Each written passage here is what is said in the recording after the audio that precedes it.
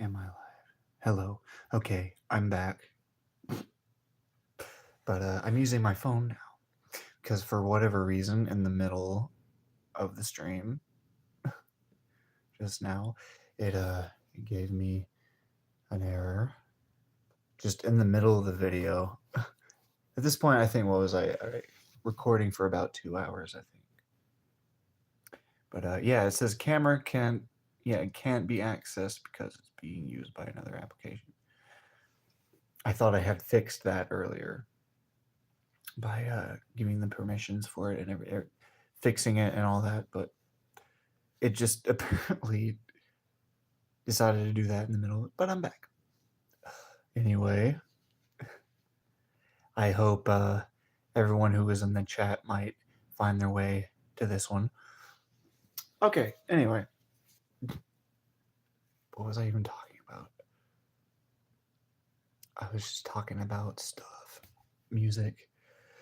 Okay, but yeah, let's kind of move on to general stuff I've been doing, I guess. And then, of course, yeah, I did mention David Hasselhoff. Definitely going to get to him. But yeah, so if you got any questions, I will try to answer them. Definitely. So yeah, I have 2 jobs, and it's kind of been a little tricky to juggle with college right now. I have 4 classes that I'm doing in college right now on this semester. Yeah, and I think I only have about 5 or 6 left to do. Like there's songwriting class, I think there's freelance, a couple others, but oh, and then of course I think yeah, there's another core class to do, English.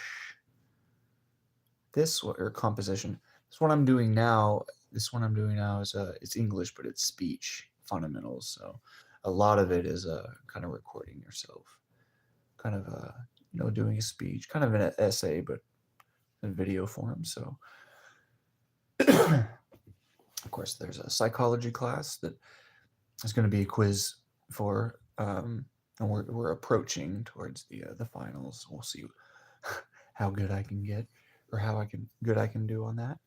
And studying, and but the thing is, yeah, on my days off, like this one, I ended up kind of doing the video a little late. I've been yeah, working on assignments.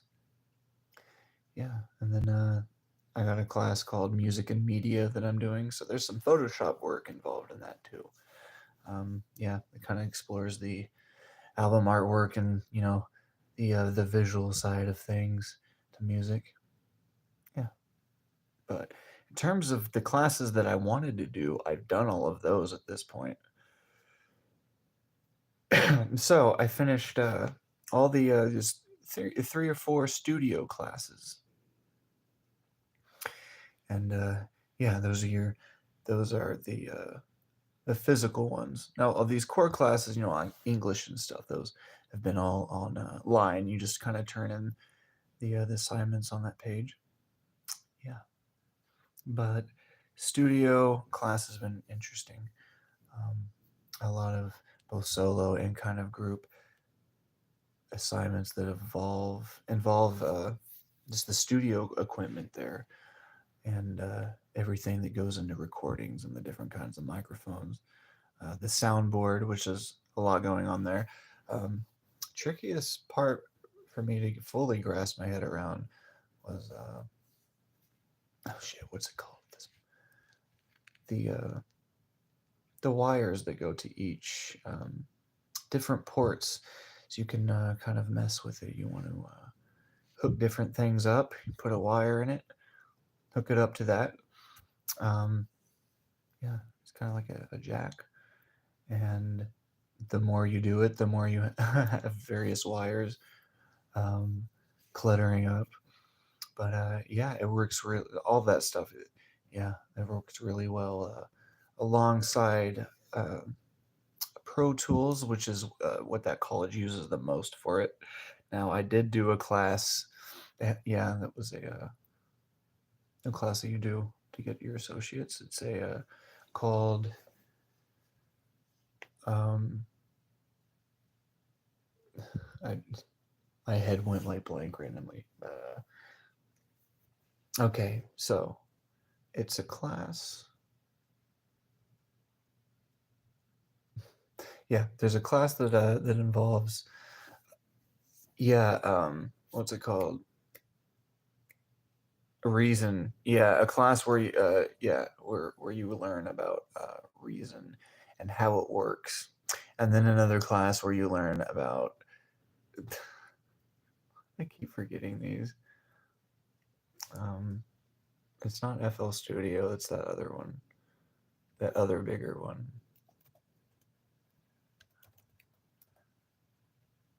Ableton, I'm sorry. Yeah. Ableton, that was, I don't know why I forgot the name for a second. I guess because I mainly use FL here at home. But yeah. Ableton is a really interesting one for yeah, really in terms of looping, it can be it can do a lot of interesting things with it there.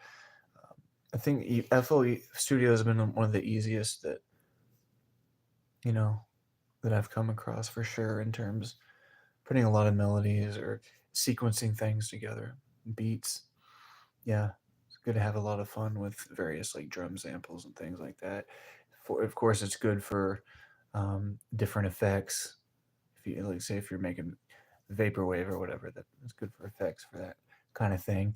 But yeah, and then of course there's Pro Tools, which is what they mainly use for the studio, and that one, a lot of it is very manual, but the way that you can hook up all the studio equipment to is yeah, it can be beneficial, especially if you memorize how all of it works. And yeah, test did pretty well on those two.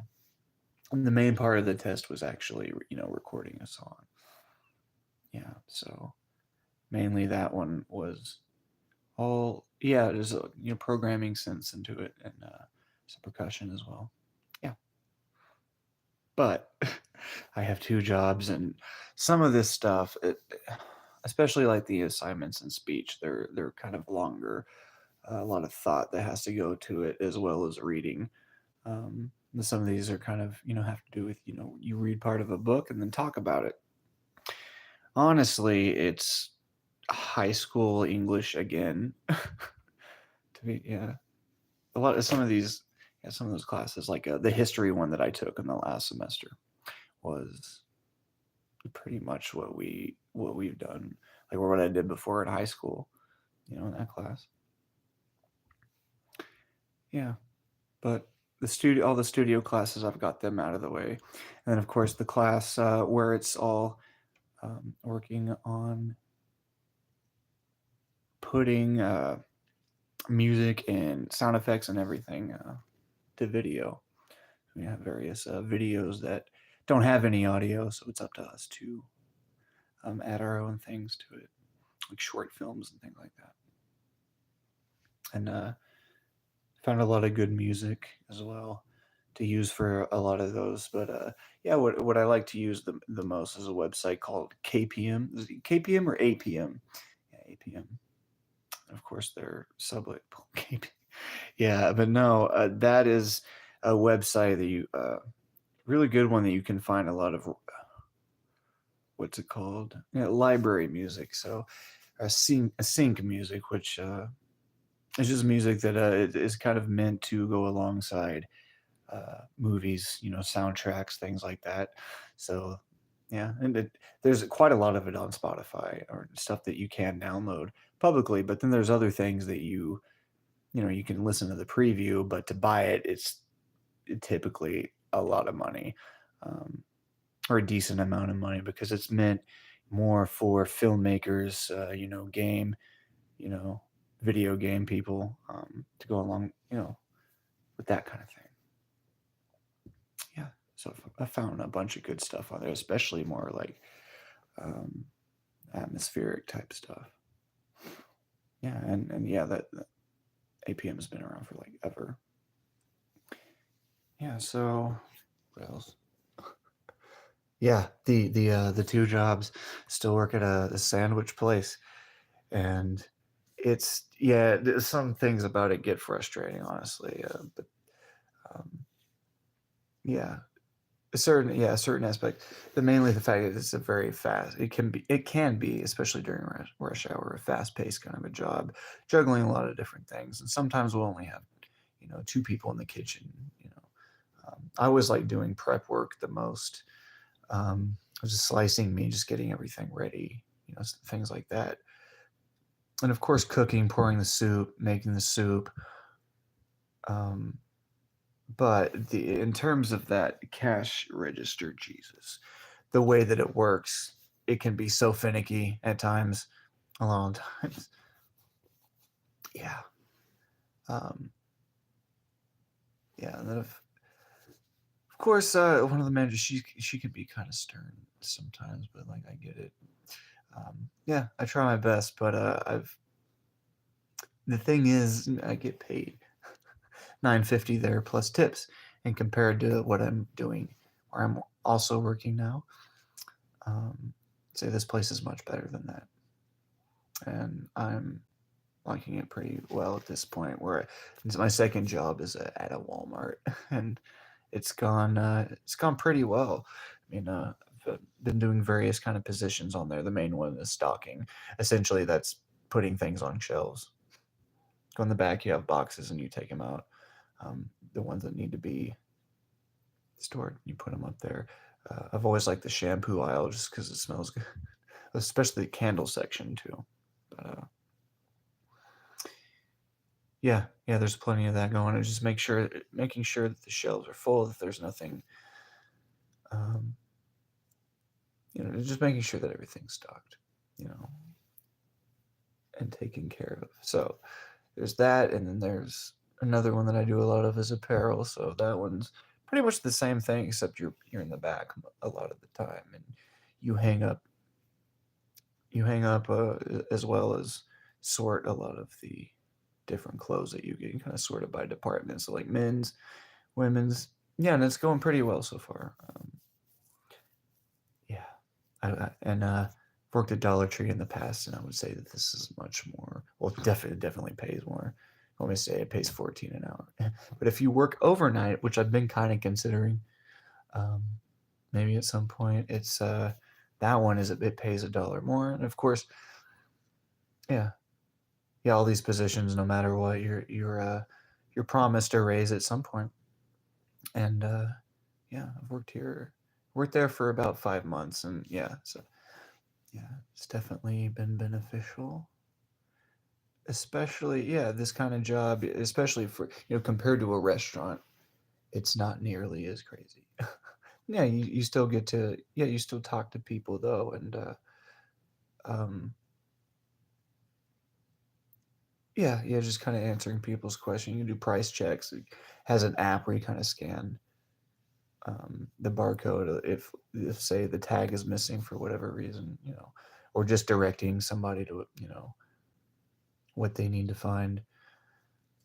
Um, yeah, so when you're stocking or doing whatever job, you kind of double as customer service whenever anybody sees employee, they'll have a question. Yeah, so but it's nice, but when you're in the front and it gets towards the evening, that's when all the toddlers and the babies get very cranky. It's that time of the day where it's time to then go CP, go Betty bye.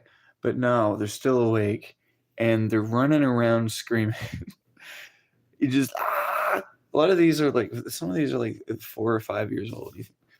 So yeah, a lot of them getting very rambunctious. So that's nice when I get to work, with clothes in the back. It's a lot more quieter, more chill, I would say. But yeah, the job's going pretty well. But no, I'm trying to juggle everything, especially in terms of college. Mildly stressful, but it's going, it's going okay, and for the way that it pays, yeah, very beneficial. Been talking for 50. Okay, so what else? Should I check the chat? How does it work on here? Haven't used it on the phone in a while. No, here it is.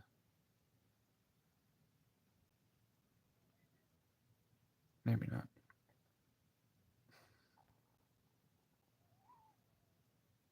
All right.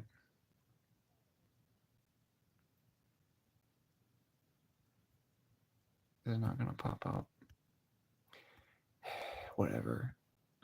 I'll probably see him possibly after. We'll see. Okay. Sorry. Anyway, what else do I want to talk about? The jonico stuff. That's that's a project. My project where it's all like electronic music and it's all made from scratch. So yeah, it's not vaporwave, but it's experimental, and yeah, it's just basically me putting all kinds of percussion samples from. I never use one kit. Yeah, it's all from just various different kits. Yeah, so and then of course Massive I use the most for synths, and I found a lot of good stuff for it, as well as the approach that I take to it, where I can almost make the sounds synths sound a lot different than they originally did, because you can use it to edit the synths in any way you want. Yeah, so I'd say a lot of the stuff that I make is kind of put in somewhat of a video game setting for sure. Yeah, it's kind of styles I've used. Try to get a really interesting percussion in there as well. 52 card stick up. That track, um, there's a point in it with the hi hat in the background. You'll hear they'll hear kind of the that goes along with the percussion, and that is later on I use the T sound from a speak and spell, because I found a sample pack on a lot of these sample websites. A lot of them are free, and this one was free, and it's all the sound bites from an actual speak and spell. And so one of the hats is the pronunciation on a speak and spell, and yeah, I kind of adjusted the volume, or it kind of fits in a very interesting way, to the point where it's kind of hard to tell what it even is at first. Yeah, it's just the way it blends in. Interesting. Yeah, it was just fun experimenting with a lot of it. Yeah, I have two. Yeah, I have two more tracks because I've done four recently. Well, I'm trying to get six done by at least December or January. I'm trying to get 6-track EP. So I finished the four so far, and then I've been working on two more. Technically like three or four more. But yeah, there's at least two that I really want. Two others ones that I really want to finish up. And yeah, that's it's going well, but of course there's there's everything else going on, school and work. But yeah, it'll be out soon. And then what else? Of course, I got the new mixes soon. For people who are just tuning in. Yeah, if you like that, if you liked the newer mix, Keep Refrigerated, I think be interested in the future in a lot of these mixes. And yeah, I'm trying to get something out at least in a couple months or so, because I'm already finding some interesting things, interesting songs for sure, by both artists that I've been listening to for a while, as well as ones that I just kind of stumbled upon, through artists or whatever. Yeah, especially SoundCloud is very good for it. What else do we want to talk about? That's a long thing to talk about. I'll save that for a second. Looking at my notes, I'm going to. I'm going to. I already did. I've been playing Mario Maker for quite a while. When I can, I'm able to fit it in. It's one of my favorite pasts. I got this the Switch Lite. It's basically just a big Game Boy Advance, and I was like also like that it has a feature where you can play a bunch of different Super Nintendo games, and there's quite a lot at this point. NES too, Game Boy, um, and it's just $3 a month. Like seriously. The thing is though, it's $50 per year if you want the one that comes with the N64 and the Sega Genesis for whatever reason. Yeah, I guess they're more powerful, so yeah, those are more. Um, yeah, just 50 a year. But yeah, that one I haven't really worried about yet. But the Super Nintendo, that part of it has all the essentials. Yeah, Link to the Past from Zelda, Super Mario World, Super Mario All Stars, which I really wish there were skins of that, of the stuff in All Stars, and for Mario Maker. Um, when I say Mario, the one that I'm playing is Mario Maker 2. I'm sorry. Yeah, it's the second one that came out somewhat recently, and there's quite a lot that they've added. It makes it really fun. Also, you can make your own Mario World levels, um, but in a way where you can make your own maps. Also, like it's like you're making your own Mario World. Yeah, so I definitely like that aspect of it. Yeah, that's a good one to have fun with, both making levels as well as playing other people's levels online. Another game I've been playing is Tetris 99. That one's free and it's all online. And yeah, playing Tetris, but you're playing against 99 people live, and you just got to see who can survive the longest. And it is that kind of arcade style, or, yeah, that kind of two-player style where when you get a Tetris or like more than one Tetris in a row, that kind of thing, then a bunch of dead blocks will build up. So it'll be hard to like get back down, and yeah, try to make you lose. Oh, what's another one that does Tetris Attack? In Japan, it was something else, I think. Yeah, Panel de Pon or something like that. But the way that one works, it's not too far off from something like Candy Crush, but where you're switching colors to match. But in this one, the blocks pile up. You don't want to get them to the top, or you'll lose. Yeah, that one's an interesting one too. It'd be cool to see a live one of that sometime. What's the other live? I know they're doing more. Oh yeah, Pac-Man 99. That one. Yeah, it's the same kind of thing as Tetris 99, but there's 99 people playing Pac-Man at the same time. Let's see who can survive the longest. Yeah, yeah, just interesting stuff on the Switch right now, and yeah, what I really love about that Super Mario World on the Super Nintendo thing that you can get. Uh, there is a version on it called SP, which I mean is short for special, and there are a few on there. Um, yeah, there's that one, and then there's the Metroid. Those are the main ones I can think of the top of my head. Where all the where a Metroid, you start off in the end, so you can just basically explore everything. I think, and as well as on that Super Mario World special on there, all of the levels are completed. It's as if you beat it, so you can go and just play whatever level you want.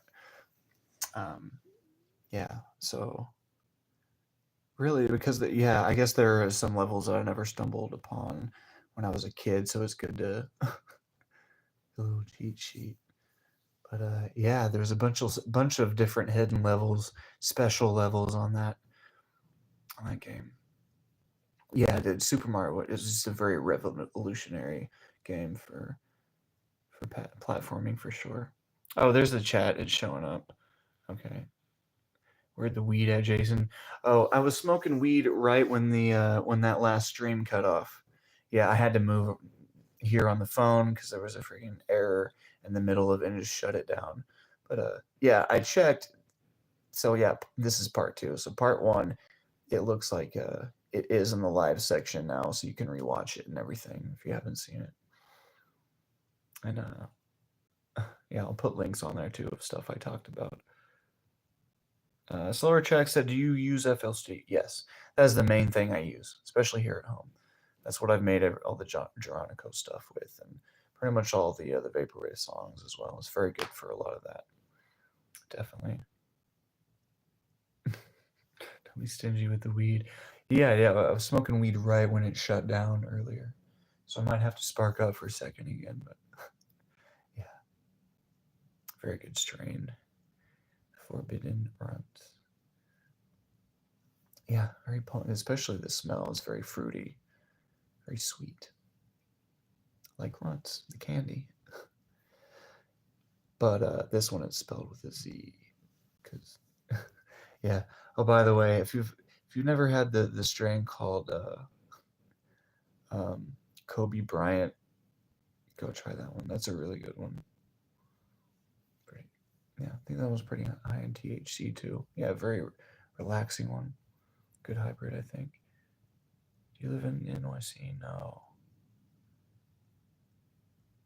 So, what else do I want to talk about?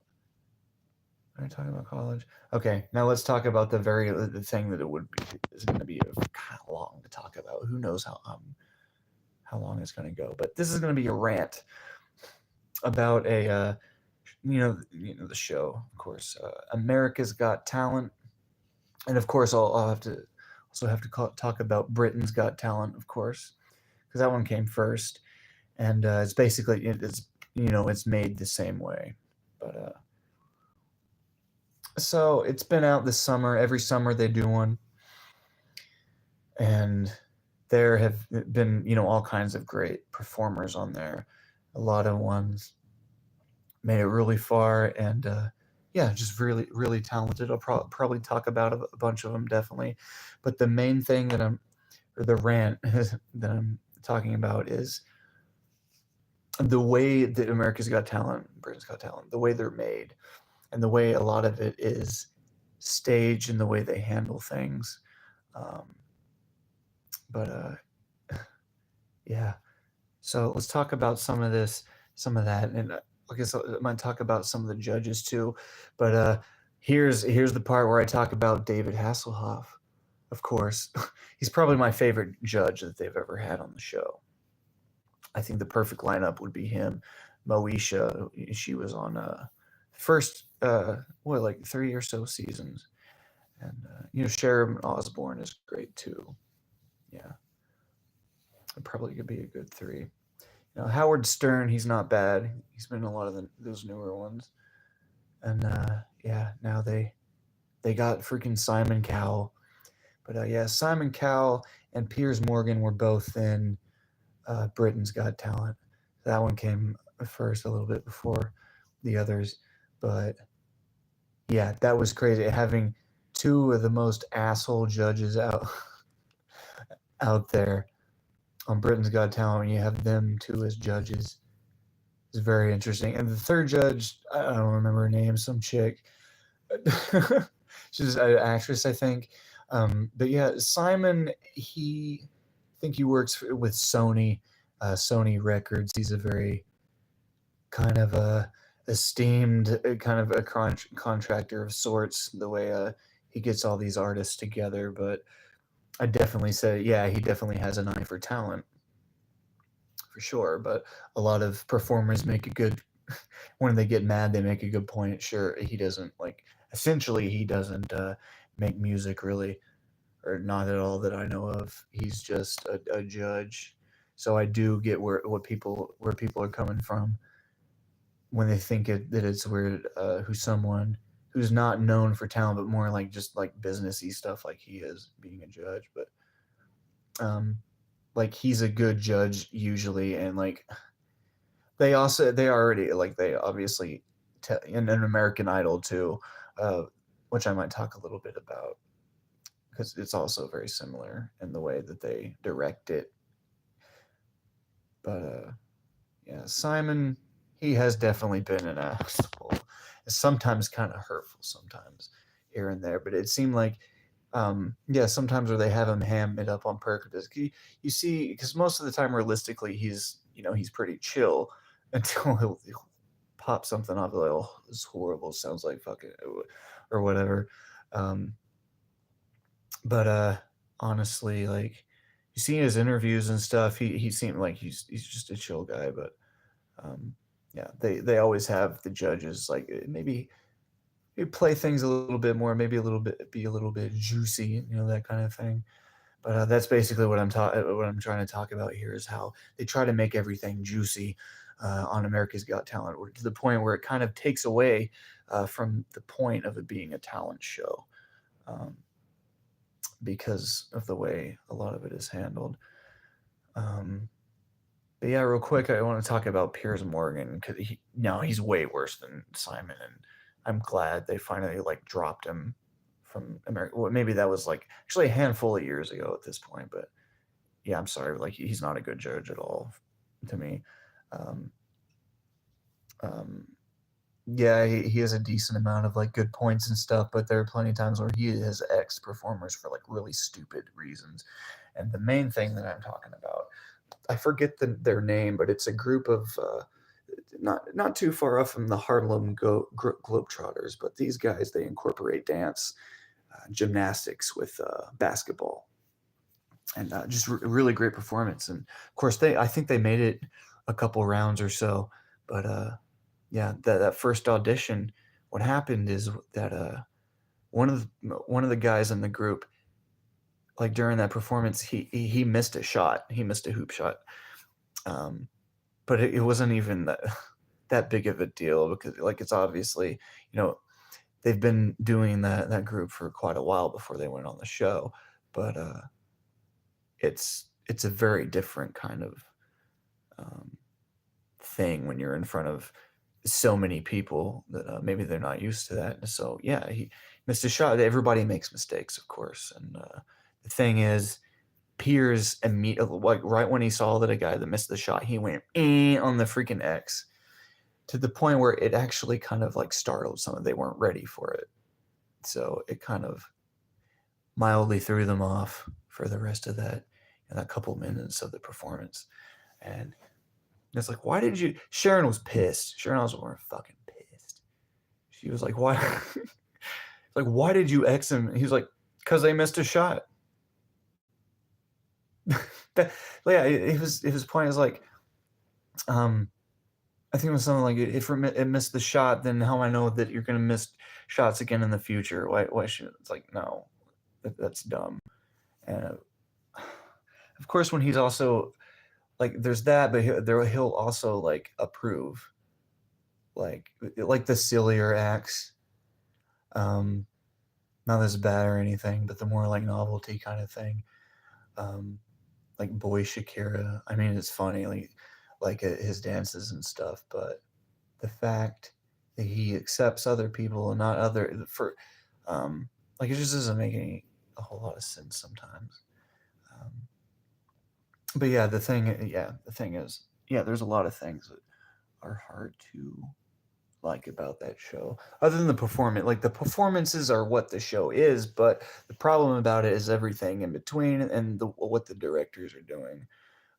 But yeah, everything in between.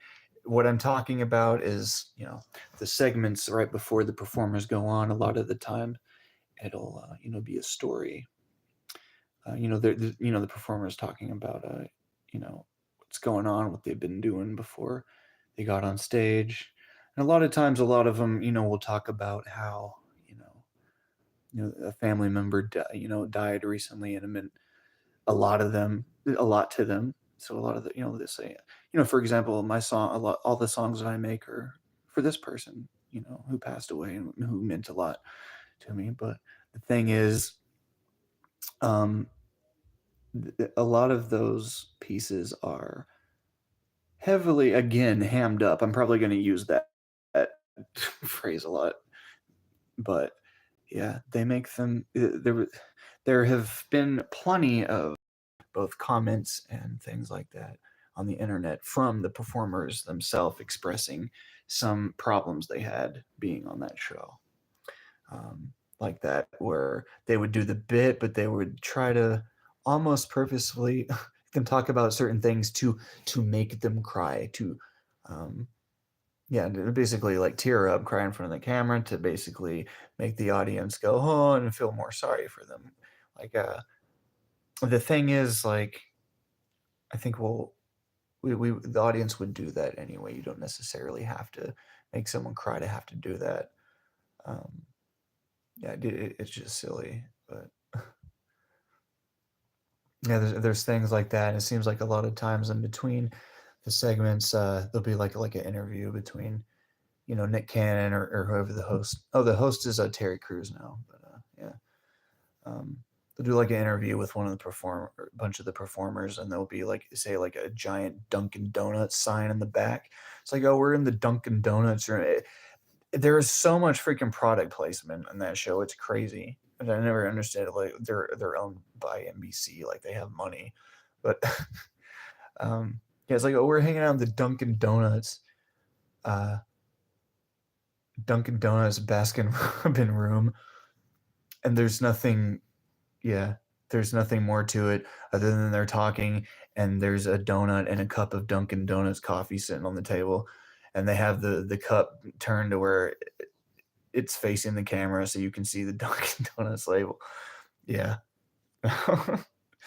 um, yeah, there's just certain, but yeah, here's the main thing we're going to talk about. Okay, Howie Mandel. Um, he is good and bad as a judge. There, okay. For example, there's been a couple times, or at least I remember one time where he he was very stern, and I think said no to one of the singers that went on the show on America's Got Talent because um, he thought that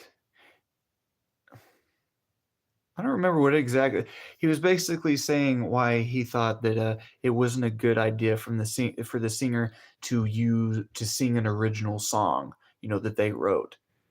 He said it would make more sense to sing something the audience recognizes. So, like, basically, they're trying to get you to do a karaoke performance. And like, even the performer basically said, I'm not here to give you some other artist. I'm here to give you me. I'm here to give you what I wrote and what I'm trying to perform rather than just do covers every time or whatever. Um, so I thought that was a silly decision, especially when he did what he did in an episode where this old lady comes on and she does yodeling and piano, and clearly like it's terrible, and she goes on for like 8 minutes, but he loved it because it, like, as far as I know, he likes the Tim and Eric type stuff where they like to use a lot of um like old people kind of cast members, where a lot of comedy comes from that, and comedy that comes from the fact that it's not very good, so good, bad it's good, like The Room or whatever. But it's just a lady on stage yodeling and playing piano for. They said it was like eight. It went on for like 8 minutes. Of course, they edited it down, but that's what Howie said. But the thing is, they also got on to another performer one time because, yeah, they said that they were performing for too long. It was like 4 or 5 minutes. It's supposed to only be like 3. So why didn't they get onto her for it? Like, it makes no sense. Like, some of the people that they approve and don't. It's, like I don't get it. Um, so yeah, and of course on to the magic trick side of things. A lot of them, or a bunch of them, they're fake, and it's been specifically proven to be fake. For example, there are a few videos that show you what are going on with a lot of these magic tricks. That the only reason that it's able to work is because they're going back and post editing and splicing it in. So yeah, the main videos is from an awesome YouTuber called Captain Disillusion, and what he does in all his videos is he basically debunks a lot of different videos that like things that are too seem too crazy and bizarre to be real. It's like, what was that made in after, or was that a camera trick? And you know he'll show you, how either why it's real or why it isn't. And yeah, he's basically a master video editor, so he knows a lot about it. And of course, uses his expertise on it to tell you what's fake, and he did a really good job of exposing a couple of those magic trick performers, especially one of them. It was even easier to figure out because the fact that he, well, for one, any anytime they would show him, there would be at some point when he was doing the performance where a person would just randomly walk in front of the camera, like it's a the stage hands or whatever, but it's obvious they probably got a stage hand to walk in front of the camera so that we don't see what the hell happened. I mean, that's what a lot of the tricks are for distractions. But the fact that there was more than like, or obviously stuff edited in. And I also think a lot of times in those they aren't actually recorded in front of the audience. So if you'll notice one time that they used the golden buzzer on one of the guys, it was the exact same footage from another episode of them. Yeah. So yeah, there's stuff that clearly fake, especially the yeah, the magic tricks, a lot of that thing, and sometimes the things that kind of grow wrong. It seems like they'll do it on purpose just to doom a performer. There's this guy named Magic Head, a really interesting performer who um, has there's a lot of great tricks, but a lot of them involve levitation. Yeah, first one he has this rod, he does this meditation, and then he goes straight up in the air. It's crazy. And of course, somebody asked, I want to see you do the trick without that rod, on his YouTube. And it's like, I bet you I can. And then he did. And his third performance, he wanted to do one. I forget if he already did it or if it was another. He already had one plan that he wanted to do that involved 3 people meditating along with him. But the director said, no, we want you to do this other one that you had planned where you're going to levitate super high into the air, basically, kind of a tightrope sort of thing, but floating from one thing to the next. It's like, okay, I can do that. I'm Magic Head.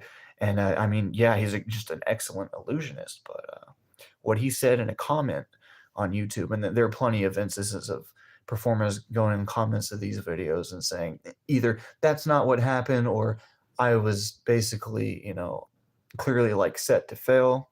It's almost like, it's not like it's clear that the, the producers already know who they want to win like very early on. So sometimes they set up people to fail on purpose. Like they wanted this, a girl singer. She was like younger. They had her. Sometimes the show will do a thing where during a performance they'll cut to like one of the other performers and they'll do. Oh, I'm sorry, not Magic Head. Thank you. The commenter just now is Special Head. I'm sorry, Special Head. He's the levitator, illusionist. Yeah, that's right. Thank you. But yeah, what happened is they had him do that thing, do the trick where he levitates super high up, one of those outside ones, and if I recall correctly, he fell, but as far as I know, they had something to do with it. They were trying to basically written. It's like we want this person to kind of get out of here so we can, have enough room for these guys that we want. But yeah. Oh shit! I forgot to mention one of the magic trick guys, Captain Disillusion, even said, yes, he's a great illusionist. He has a lot of stuff on his own YouTube channel too, but he's one of the most vocal people in terms of talking about just how he's kind of fucked over in a lot of ways by that show when he was on there. You also have to keep in mind that when you go on that show, anyone that before you perform, before you go to the auditions, you have to sign a paper, and there's a lot of weird shit on that paper. And maybe basically what it boils down to is if they want you to say something, you basically have to say it. They're basically they own you now on that show. So like I was saying, it kind of ties in when I'm mentioning that girl singer. She maybe like 15, 16, and there's a point during a performance of a little girl, maybe like 6 or 7, and she was singing, doing a really good job. And they cut to the 15-year-old singer, and she's like, "I don't like little kids."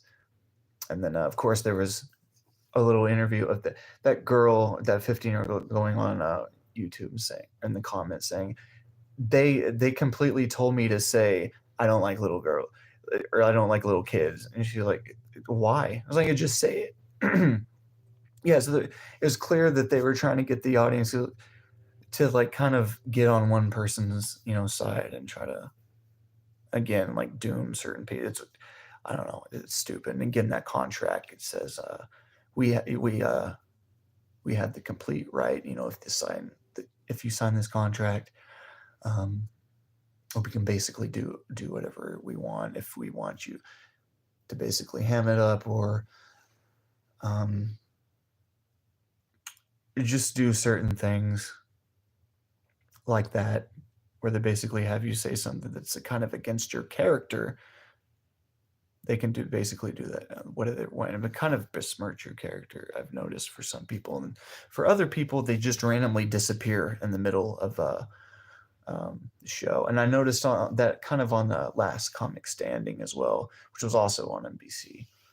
That stopped, but after a while, but in the show. But yeah, both instances, and of course on Britain's Got Talent, a lot of times you'll notice performer doing a really good job on the auditions, and then on the second round, you just never see them again.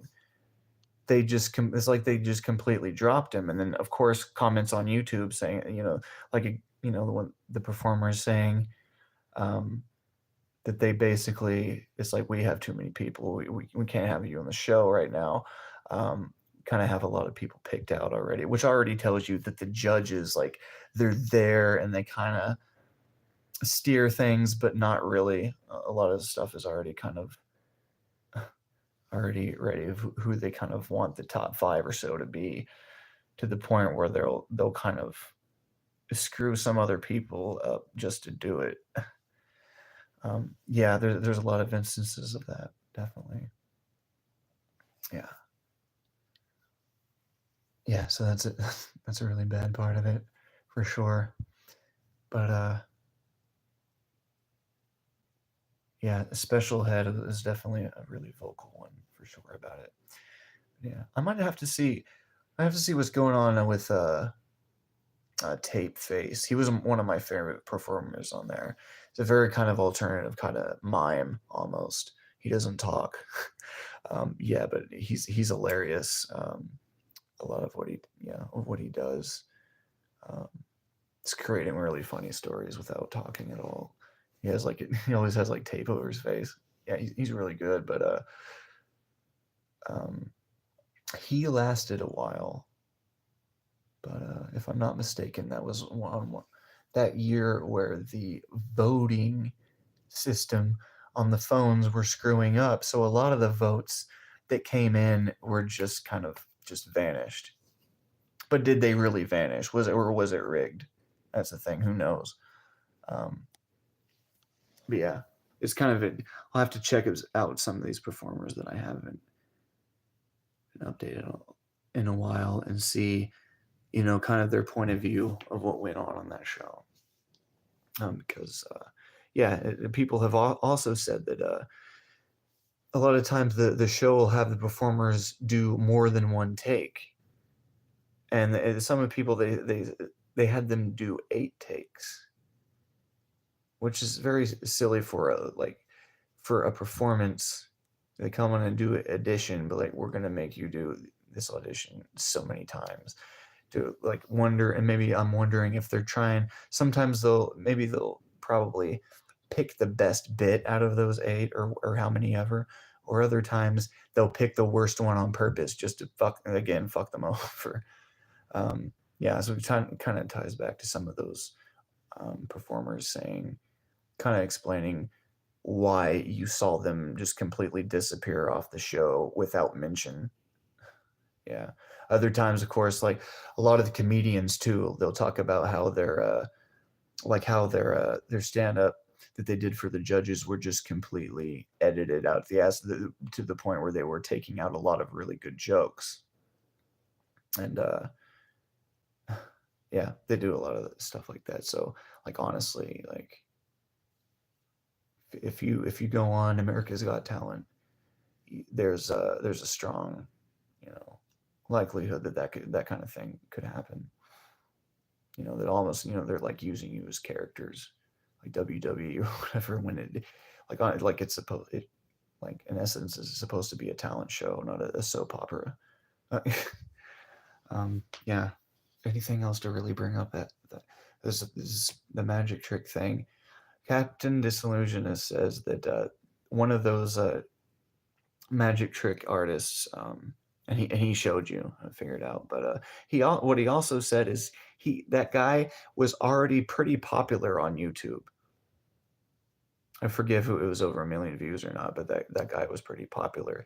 Um, but what he was known for the most was his video editing, and a lot of it involved this. Hey, this is how I made this magic trick, and he shows you um, what he did to edit to make it look like that, you know, in post production. Um, so, and again, I think he's another performer that kind of disappeared once they realized, oh shit, they figured out, fuck. No, but yeah. Oh, another big thing to talk about kind of is, you know, on that show is the cash prize. They say if you get, you know, if you're first place, you get $1 million, and you get to perform at wherever in Las Vegas, you know, that kind of thing. Here's the thing, and it even says it in fine print at the end of every episode, which it kind of sucks. Here's how it works: you don't get the $1 million outright. They don't have enough they don't have enough that they want to give you. Like they have the money, but they don't really feel like it.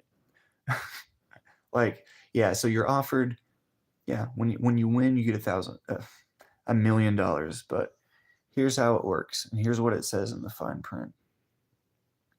You are not, yeah, you're not going to get it all outright right then and there. You're going to get, I think, a $25,000 a month.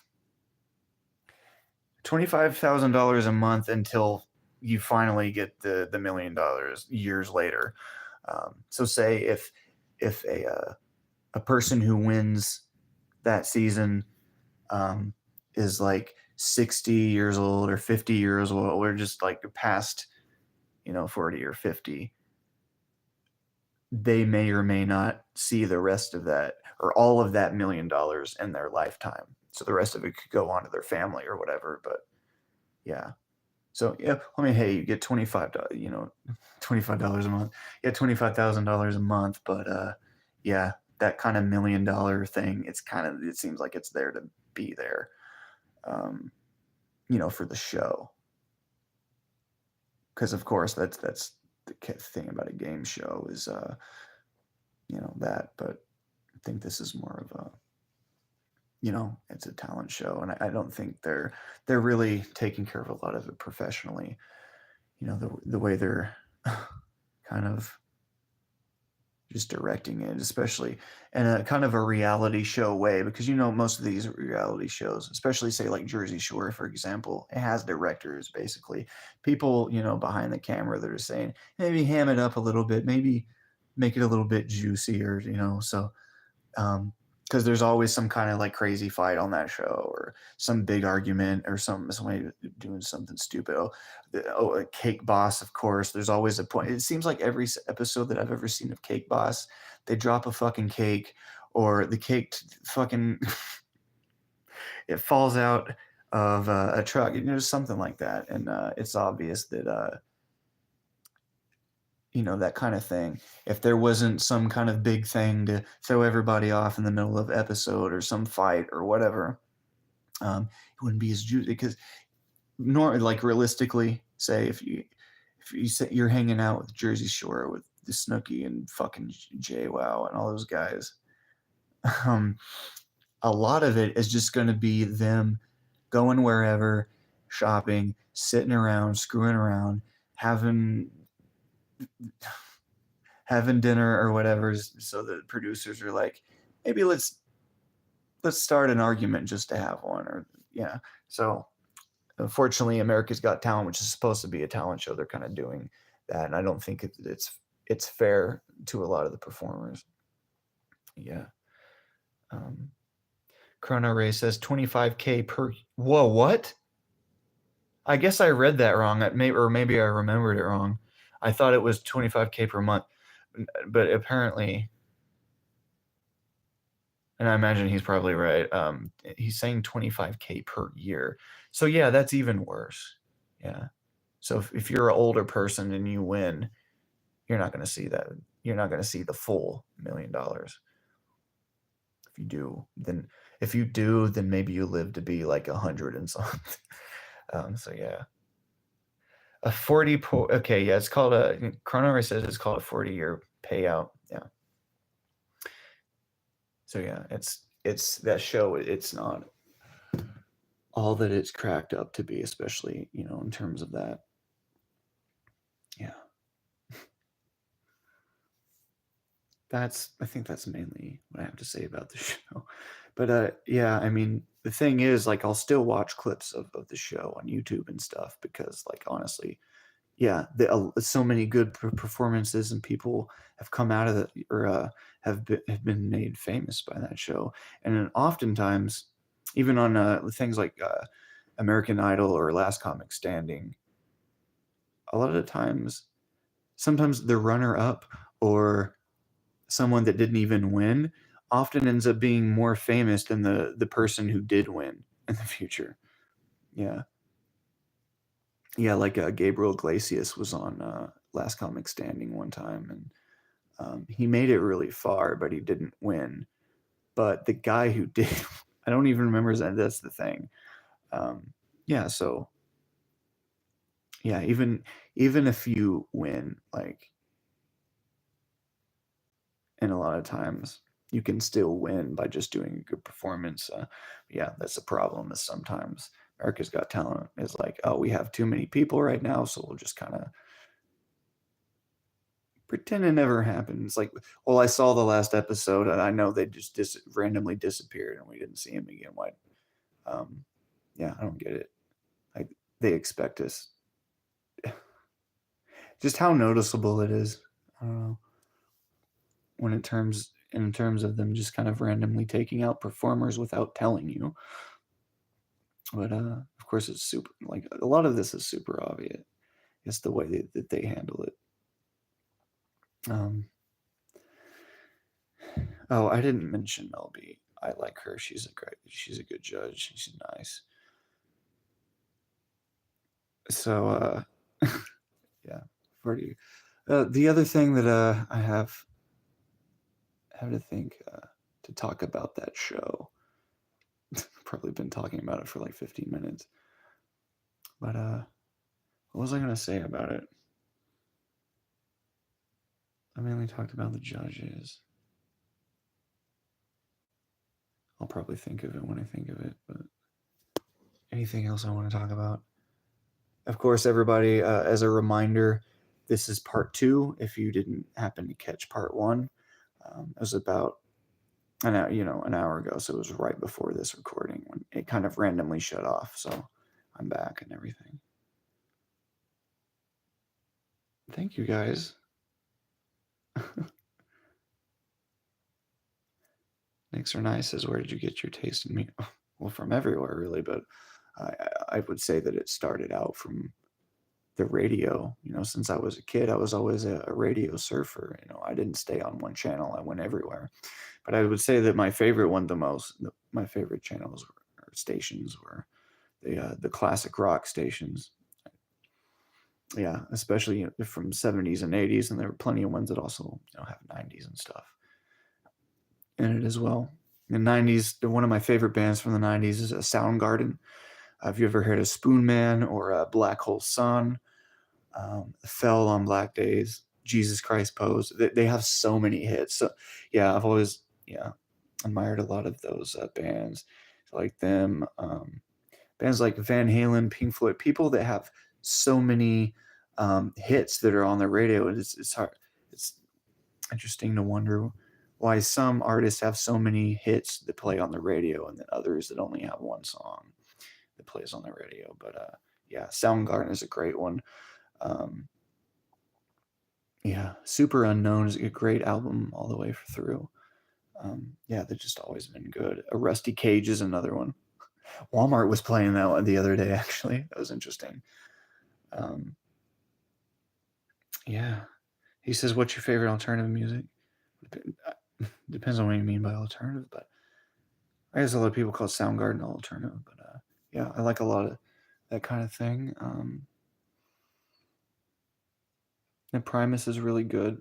They're from the '90s. They still, yeah, they still play live, and they did an album a few years ago. But yeah, they're really, yeah, they're crazy. I like Maximum the Hormone.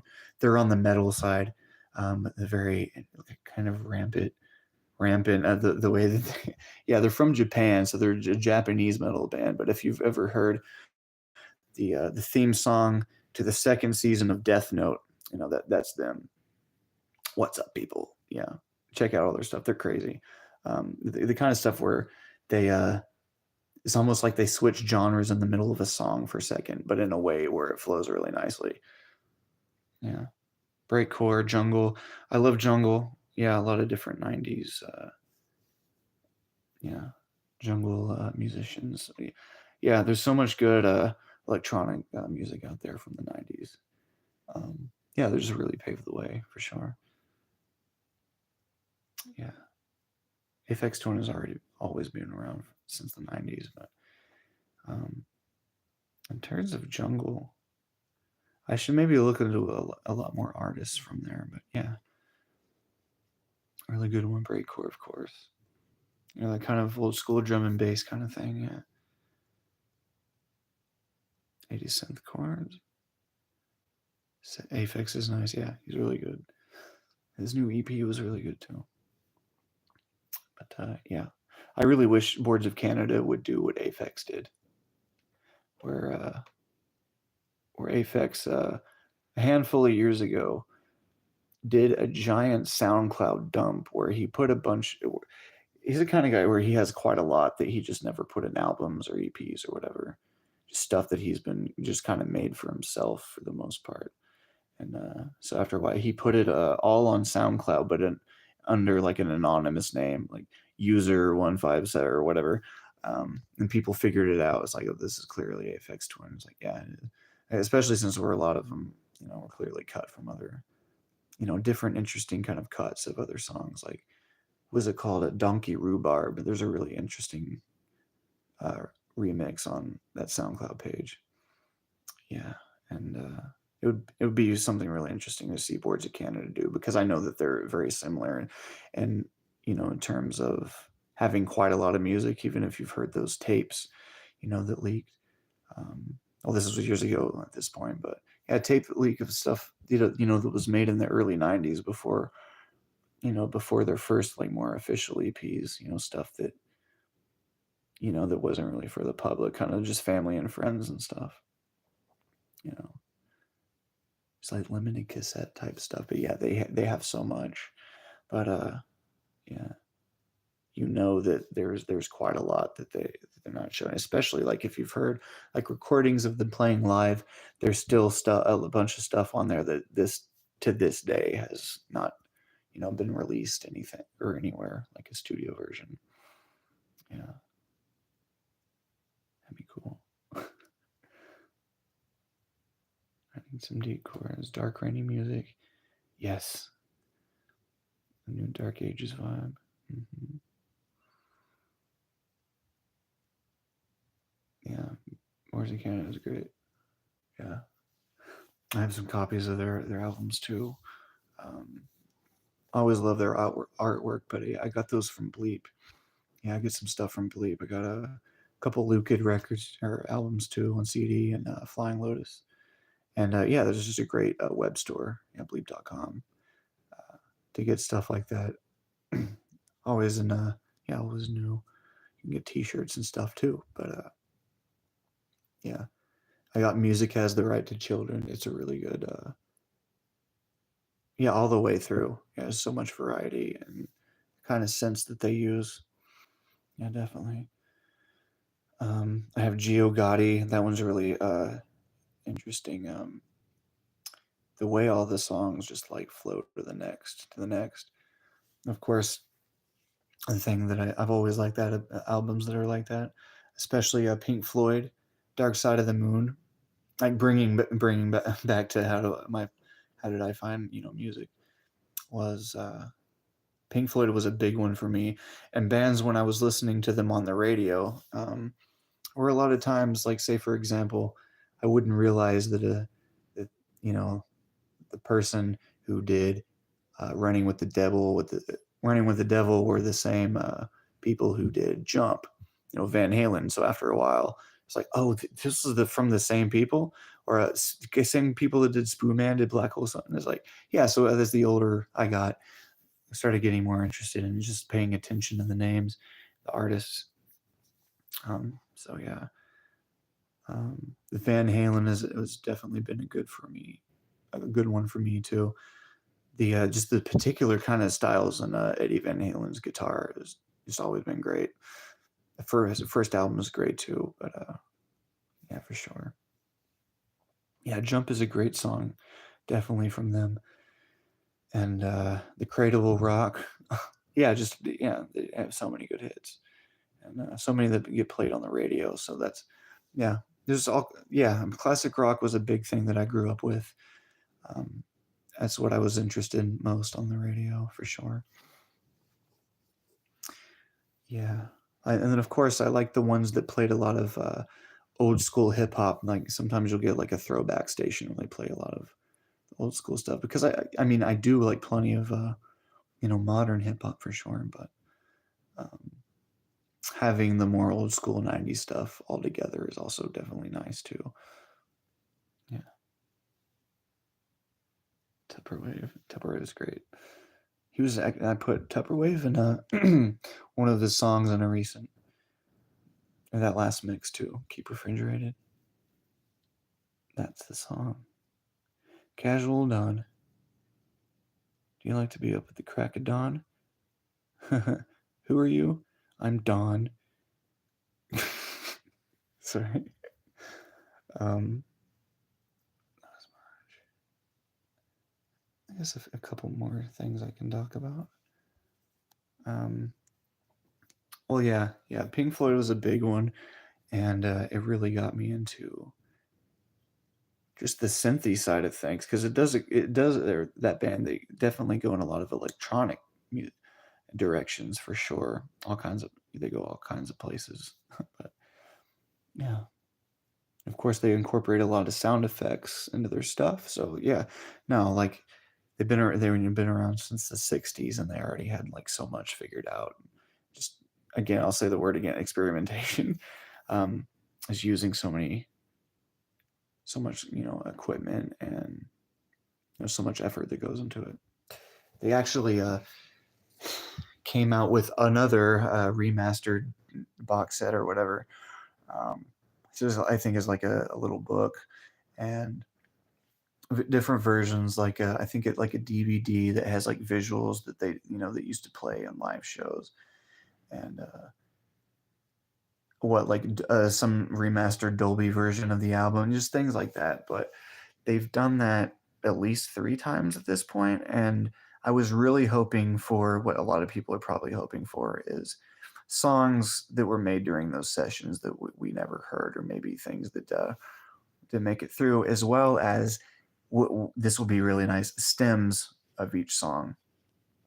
Yeah, so it'll be really interesting to hear a lot of these sounds on their own, kind of like giving these songs like kind of autopsy, seeing how it ticks, in a way. Um, yeah, because a lot of times it's interesting to see hear some of these instruments on their own. Of course, you can have a cappella where it's just his voice, ones where it's just the drums, ones where it's just the synths. Yeah. Um, he said Pink Floyd started synth. It, they were a big part of it for sure. Yeah. I don't know if they first, but they were definitely one of the first. Yeah, 60 they have it. Yeah, 60s they had it all figured out. Um, Dark Side of the Moon. I think that was 1969, if I'm not mistaken. Yeah, and then of course, yeah, The Wall really knocked it out of the park, and then Animals is a great one too.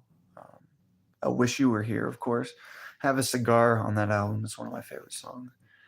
Um, I feel like some of their faster paced ones too, like Have a Cigar, Run Like Hell. That one's on the wall, and then Money. Yeah, just all kinds of stuff. Yeah, The Wall. It's a great album. The movie that goes along with it is very interesting, for, to say the least. I like the animated parts of that one too, like the big kind of dream sequence, or um, like the yeah, very good effort put in the animation, and yeah, just the music works really well with it. So, some more it went on. Um, I started finding quite a lot of artists through Adult Swim, and then I started checking out a lot of labels that these artists are on, and people who we're friends with, and it just kind of went from there. So Flying Lotus is a big one that I found through Adult Swim. Soul Coughing is another one that I found. That was through the Cartoon Network side of things. Now Boomerang, a few years ago, they kind of rebranded it. Like, it's still all like classic cartoons and everything, but the thing about it is they dropped the, like, when I say rebrand, it's just they changed the logo, but the thing is they took out all the shorts. Like, for a long time, they had shorts and music videos that would play in between um, episodes and stuff. Yeah, Run Like Hell is definitely great. One of my favorites. Yeah, and yeah, Adult Swim has had quite a lot that they've played. Of course, I mentioned Maximum the Hormone. Death Note is something that they played a lot for quite a while. I'll talk about that whole side of thing here in a minute, but yeah, who else to define? Oh, another show from anime that they show called Samurai Champloo. It's Fat John and New Jabies, great producers, and New Jabies, of course, rest in peace. Um, it's been many years at this point, but he's also had albums since then, like posthumous kind of albums that are really beautiful as well. But he incorporates with hip hop beats with a lot of really pretty kind of piano samples. He's always done a great job, and it really meshes with that kind of show that Samurai Champloo is, um, where it's kind of like kind of the urban hip hop style mixed with samurai and like really old school kind of Japan culture. Yeah. Yeah, always a great show. Another favorite anime of mine is definitely Cowboy Bebop. The Seatbelts is a great band for them. They did the theme song for that show. Um, yeah, like, would you call it jazz? It's very like yeah, very very cinematic, for sure. So who else? Well, Death Clock. No, um, yeah, there's quite a lot of people that would play in the bumps as well. Like Psyche Origami plays in a lot of them. Bonobo, I mentioned him before. Black Sands is a really good album from Bonobo as well, but a lot of those songs have played in bumps and stuff. A lot of times they'll tell you, or you can just go on, bump worthy, where it kind of tells you.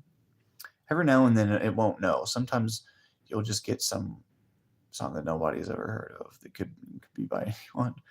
But yeah, it introduced me a lot. Introduced me to Orb Records, which is has quite a lot, at this point. So yeah, some little pictures I printed and have hung up. This is that was from Flying Lotus, Pattern Grid World. I always like that artwork for it. Everything. There's quite a lot going on, but this one is for. This was from 1991, from a compilation from Warp. It's one of their first releases. and Aphex Twin as the Dice Man, or a Polygon. I think it was Polygon Window. He's on there, and yeah, that yeah, the Polygon Window. Aphex Twin's on there. Awetecker, just people who ended up really getting big on Warp after a while. Yeah, it's called Artificial Intelligence, and the little description at the very bottom. It's just electronic music for listening. So that was at a point, 91. This was kind of a point where a lot of electronic music was mainly meant to like dance to, like meant for the dance floor. But that compilation album, it kind of said, kind of shows us a lot of different songs that are meant for more like cerebral kind of listening in general, kind of um, again, cinematic music, very atmospheric. Um, yeah, yeah, definitely. Okay, still trying to remember that American Got Talent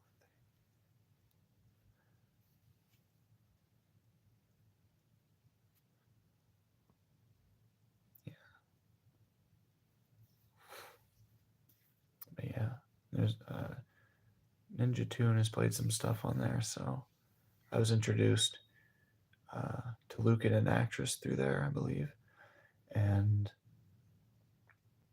yeah, quite a lot of electronic artists, and then it kind of spilled into vaporwave, and then I found quite a lot through there. I've always liked that there's so many styles of vaporwave too. Yeah, a lot of very very slow and dreamy ones, and then dreamy ones, and then there are plenty that are more upbeat. Yeah, just all different styles.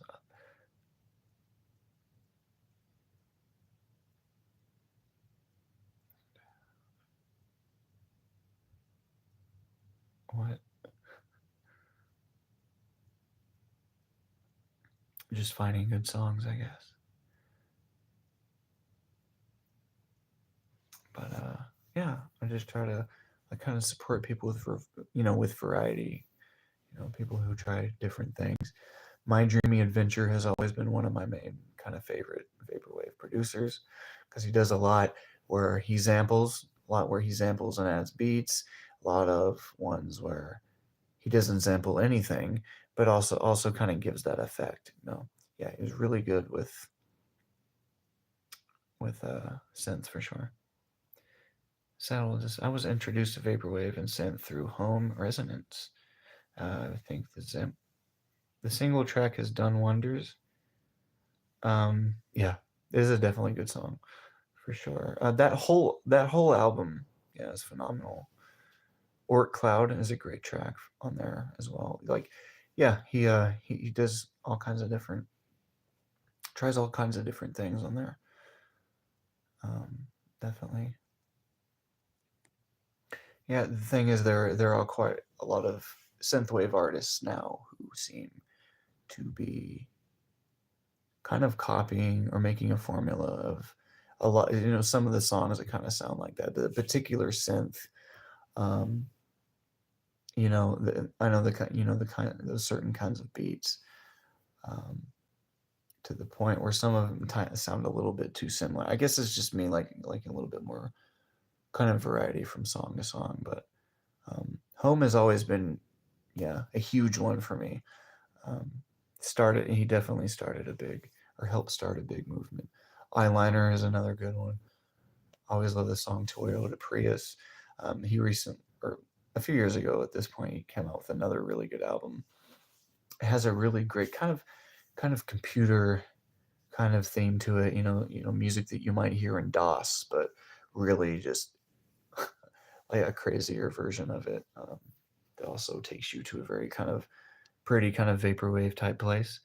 Definitely. Eagle Eye Tiger? Interference? Maybe. I might have to check that out actually. Yeah, because this saves the chat messages, so I'll definitely check them out. I might as well just type it. But yeah.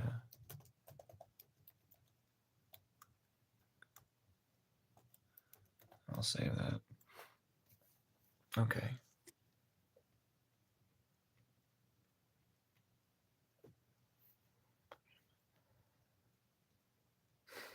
Oh yeah. I was going to talk about the current state of TV. Okay. All right. Let's talk about it. Okay. TV. It seems like it's there for at this point, or in a lot of ways, a lot of channels. It's really there to kind of push um, the streaming services. There's a lot at this point. There's Netflix, and now there's of course Disney Plus, HBO Max, all that different kind of stuff. And it's always just been strange to me how there's so much from the channel that they feature on the streaming sites, but you just don't see them on the channel. A lot of it is typically the same one or two shows and just giant marathons, and then maybe like a new thing here and there. Like an example, or at least the last time I saw, most of Nickelodeon, for example, is most of it's SpongeBob. Now I love SpongeBob. It's fucking hilarious. The art style is great, and I always laugh when they incorporate like live action stuff in it. Yeah, it's just funny. I can't get enough of that Krusty Krab pizza. Let go of the pizza. No. Um, but the thing there is that's not the only cartoon that Nick has. I understand why they're giving such huge treatment to one cartoon instead of having more variety, I guess. No, it's like the SpongeBob channel now, and then Cartoon Network. Cartoon Network is like kind of the Gumball and Teen Titans Go channel. They do. And they have some, good newer shows from what I've seen, like We Bare Bears. Yeah, it has a good sense of humor, but it seems like you see that sort of kind of squeezed in every day on Cartoon Network rather than being, everything stretched. Like say four episodes of this show or 2 episodes of this show, that kind of thing, instead of 6 freaking episodes in a row of Teen Titans Go or whatever. I don't know. It's just I mean, it seems TV definitely had just more variety for quite a while until I don't know. Yeah, and then yeah, it's just strange that you don't see enough of it now. Well, I did notice. Looked at the schedule recently. I noticed they're playing a regular show and Adventure Time again now. Well, not new episode, but reruns. But that's in like the morning or afternoon. Everybody's in school. Yeah. And yeah. What else? The Food Network. Food Network is all. It's basically the the diner show, whatever it's called. It's the diner show channel. Guy Fieri, where he goes to different diners. Now it's a good show, but it seems like anytime I see a Food Network, that's what's playing. There's just a lot of channels that seems like they should be giving a lot more just support for so many people out there who are trying to make shows. Like, why has the same handful of shows always been on, or cartoons always been on Fox? It seems like you only get really a new one every several years. Because yeah, you had the Simpsons, and then King of the Hill, the Seth MacFarlane, like Family Guy or whatever, but it seemed to like just stay there for a long time. And then Bob's Burgers came in. It's strange why they're not really giving so much of a chance to a lot of cartoonists, like Adult Swim. I'd say is doing for the most part. Yeah. By the way, I love King of the Hill. It's one of the funniest fucking. Yeah. So, by the way, I'm surprised Cartoon Network. I don't know. Well, until Disney took over, I would have said it would be interesting for them to get Simpsons on, because they have so many Fox shows, Bob's Burgers. They started playing The King of the Hill again. Yeah. So it's strange that I guess actually what I say is it probably has something to do with money, just because there's so many freaking episodes. Probably have to pay a certain sum of money for each one, as far as I know. Poor lambs.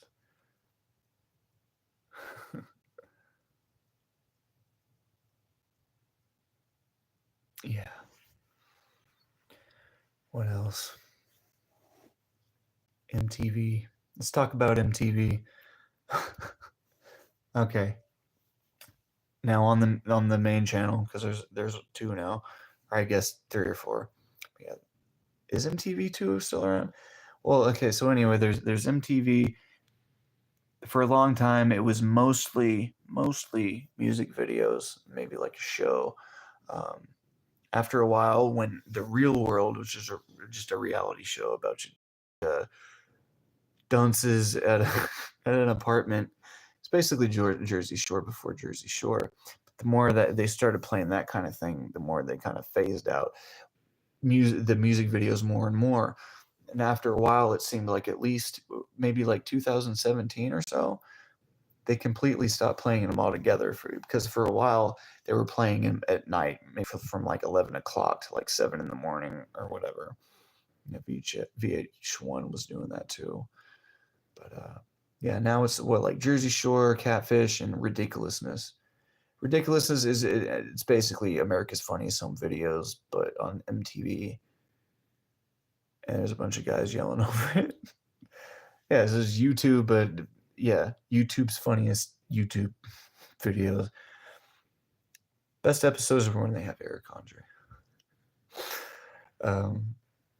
Yeah, so I've seen a little bit of it, but again, they're doing what a lot of these channels do, where there's not a whole lot of variety, especially a network having, Viacom having so much money and not um, really giving a lot of these show makers a chance, instead of just giving treatment to the same handful of shows over and over.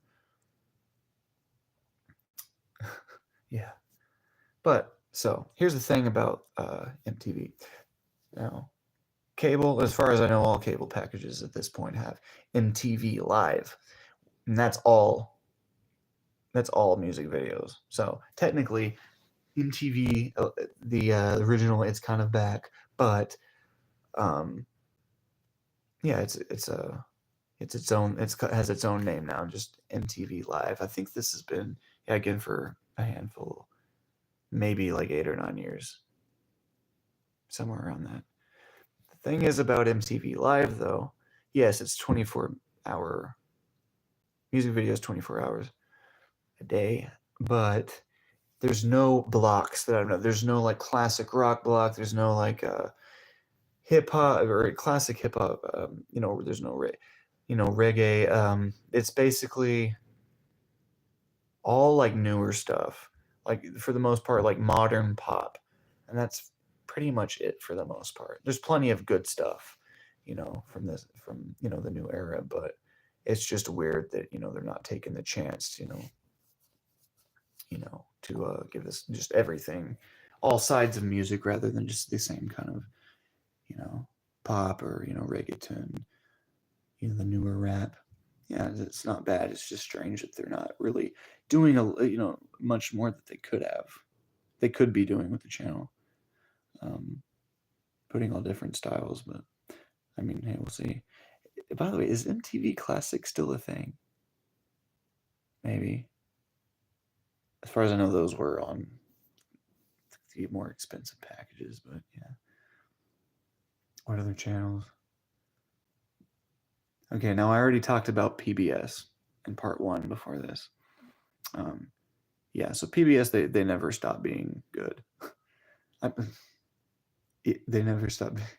They stay good. Yeah, they've always been just a great channel and everything they support, for sure.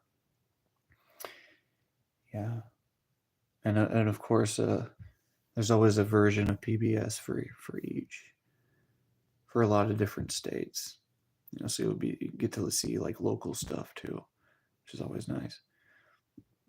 Yeah.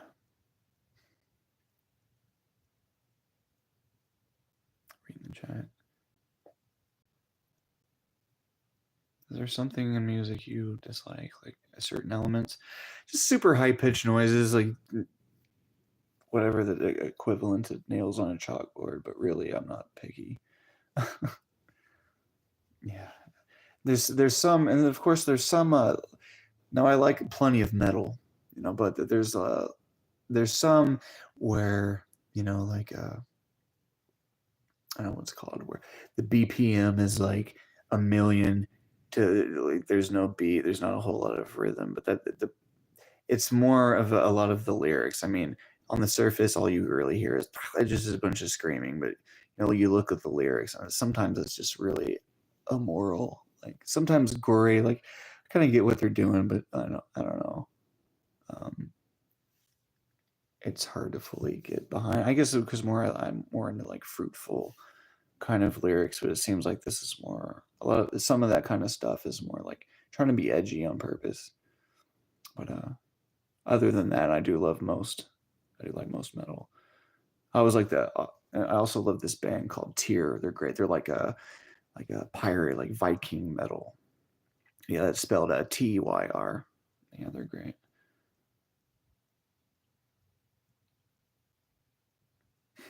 Hmm. Okay. Yeah, it's just interesting the way TV. They're trying to get a TV to basically get you to watch their streaming stuff online now. But the thing is, there's a bunch of stuff online that they want you, like say you go on Adult Swim, like say adultswim.com, and you want to watch whatever. A lot of them will have a key next to the episode, which means you have to be on their subscription thing. To be on it and to unlock all the videos on there, you have to have a cable subscription. You see, this is my cable network that I'm on. Now you can watch everything. It's silly. It's clearly because they want extra money. It was a cable and streaming. Yeah, but like I said, it's just strange that they're just basically just some of these channels is just the same two shows, reruns of the same two shows. Yeah, like TBS, it's mostly what Friends and The Big Bang Theory. I think that's pretty much it. Yeah, I mean, yeah, they're funny shows. They have plenty of great moments, especially Friends. Definitely Seinfeld, but those aren't the only sitcoms out there that exist. Um, yeah, and I also noticed something, and there is something that a lot of other people noticed about TBS and some of these channels that play. Actually, not just sitcoms, but a lot of channels have been doing this. Where if you really pay attention, you'll notice that a lot of these episodes are slightly sped up.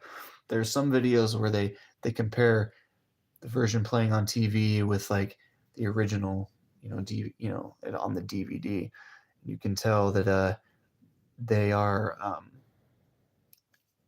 chopping tiny things out and they're slightly speeding it up. So, yeah, like listen to Jerry Seinfeld's voice, knows that it sounds almost closer to Mickey Mouse instead of Jerry Seinfeld. Yeah. Yeah, and the reason that they're speeding them up slightly is because, they want to have that commercial time in. That's pretty much it. Yeah. So, some of the best channels right now out there. Now, I think a lot of them are from the same company, but there's a bunch of channels that have really been taking a lot of taking things back to what a lot of channels used to be. Now, say the Sci-Fi Channel, it seems like every time I look at it, it's playing Harry Potter. They're just doing like a Harry Potter marathon. Has anyone have noticed that? Have you ever heard of Mega XLR? Yes, and I freaking love that show. I gotta rewatch that again. Yeah, it's not too far off and like the Transformers kind of thing, but it's from a couple of guys like stoner guys um, in a junkyard that have this kind of crazy, vehicles and stuff. Yeah, yeah, it's a great show, and it's one of those shows on a Cartoon Network that for whatever reason just kind of disappeared. I think it only lasted like kind of 2 short seasons or so, I think. Yeah, love that show. The slight speed up effect. Yeah, it's sad. Um, okay. So anyway, about the sci-fi is they used to have the structure a lot of, they would play Star Trek Generation, that it was big on classics, Star Trek Next Generation, and then maybe another one like Deep Space Nine, and then of course the X-Files. It's always a good one, great one. And yeah, they just had quite a good lineup, and then just a lot of big variety of movies. Now it's just Harry Potter. uh, but as far as I know, I think they do have plenty of like original shows. But if I'm not mistaken, most of the time they're just exclusive to Peacock or whatever streaming. So I don't know, not giving those TV watchers enough to watch. People, either like older people or people who just don't like want to worry about having to pay money for all the services and stuff. It seems like it was mainly Netflix, and there were a lot of shows on there, and then at this point Netflix is mostly like the Netflix originals, and then more like kind of independent ones, and then more shovelware shows. um, yeah, yeah, it sucks that if you want like every show that you're trying to get, then you would probably have to get a bunch of different streaming services now. Yeah. But no, I think Disney Plus is definitely a good one if you're into the whole Star Wars world, or Marvel, definitely. They also own National Geographic too, so all that stuff's on there, documentaries and stuff. But HBO Max, though, that's where all the Cartoon Network and Adult Swim stuff is, and just WB in general. It's also where one of my favorite shows or anthology shows is the Tales from the Crypt. That's an awesome show. I love the host. He's like this, the Crypt Keeper. He's like this goblin-looking dude. He always has like a dumb pun, like a pun for every episode, and like it's more of horror, like of a horror type show than say something like Twilight Zone or The Outer Limits. Oh yeah, The Outer Limits was another thing that Sci-Fi was playing. Yeah, it's definitely a classic. Yeah, that's on there. But what else?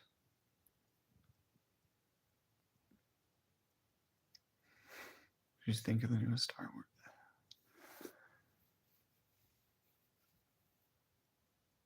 Do I want to talk about that? I might hear in a little bit. Yeah. Okay. Oh, somebody just brought up Samurai Jack. That's one of my favorite, definitely my favorite shows and favorite cartoons out there. Yeah, and then of course the that newer season was really cool how they wrapped it up. Yeah, one of my favorite shows out there. Great concept. The artwork is great, and it's also one of those shows that are really good at just telling you a story without having too much dialogue in it. Like, yeah, Jack talks, but he doesn't talk all the time. He talks when he needs to. Of course, there's plenty of a speech from Aku, but like, there's quite a lot. Like, say, the episode Jack and the Four Seasons. Quite a lot of that. There's not a whole lot of talking, or not too much. Yeah, a lot of them is just atmospheric. Or say the episode where it's him versus the Scotsman on that bridge, that never-ending bridge. Quite a lot of it, or a bunch of parts of, or I'm sorry, the beginning of it, the beginning of a lot of those episodes is just him traversing through, um, the forest or the city or whatever, and they're really good at just creating a great atmosphere. Definitely. Twilight Zone, Outer Limits. Yeah, Twilight Zone is definitely easily my favorite anthology show, for sure. Yeah. Tales for the Crypt, easily my second favorite. Yeah. Cable TBS could make 90-minute movie into a 4-hour one with commercial breaks. Yeah. And then all the stupid edits. Yeah, you got to look up those YouTube videos where they show all the TV edits of movies with coarse words. Like what's that one? What's it called? What the fuck is it called? The one with Jeff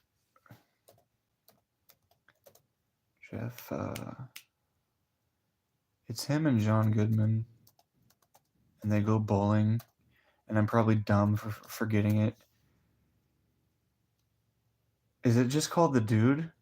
Oh, I'm sorry. It's called The Big Lebowski. Fuck. I knew that. Yeah, there's a point in The Big Lebowski where John Goodman he smashes this guy's car with a baseball bat. You see what happens when you fuck a stranger in the ass? And then, but in the TV version, they slightly dub over it, and he says, "You want to see what Do you want to see what happens when you find a stranger in the Alps?" Yeah.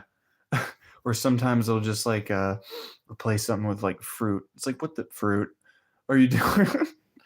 Yeah, I think they did some stuff like that with Breakfast Club for sure. Some things like here and there. Oh yeah, Breakfast Club. The janitor is talking to the principal. He's like, "Don't give me that bullshit." On TV, he's like, "Don't give me that hogwash." Yeah, man, TV. Okay, I completely forgot when I was mentioning sci-fi. I got to talk about all those other really cool channels. Okay, there's a channel called Comet. Comet is what Sci-Fi Channel used to be.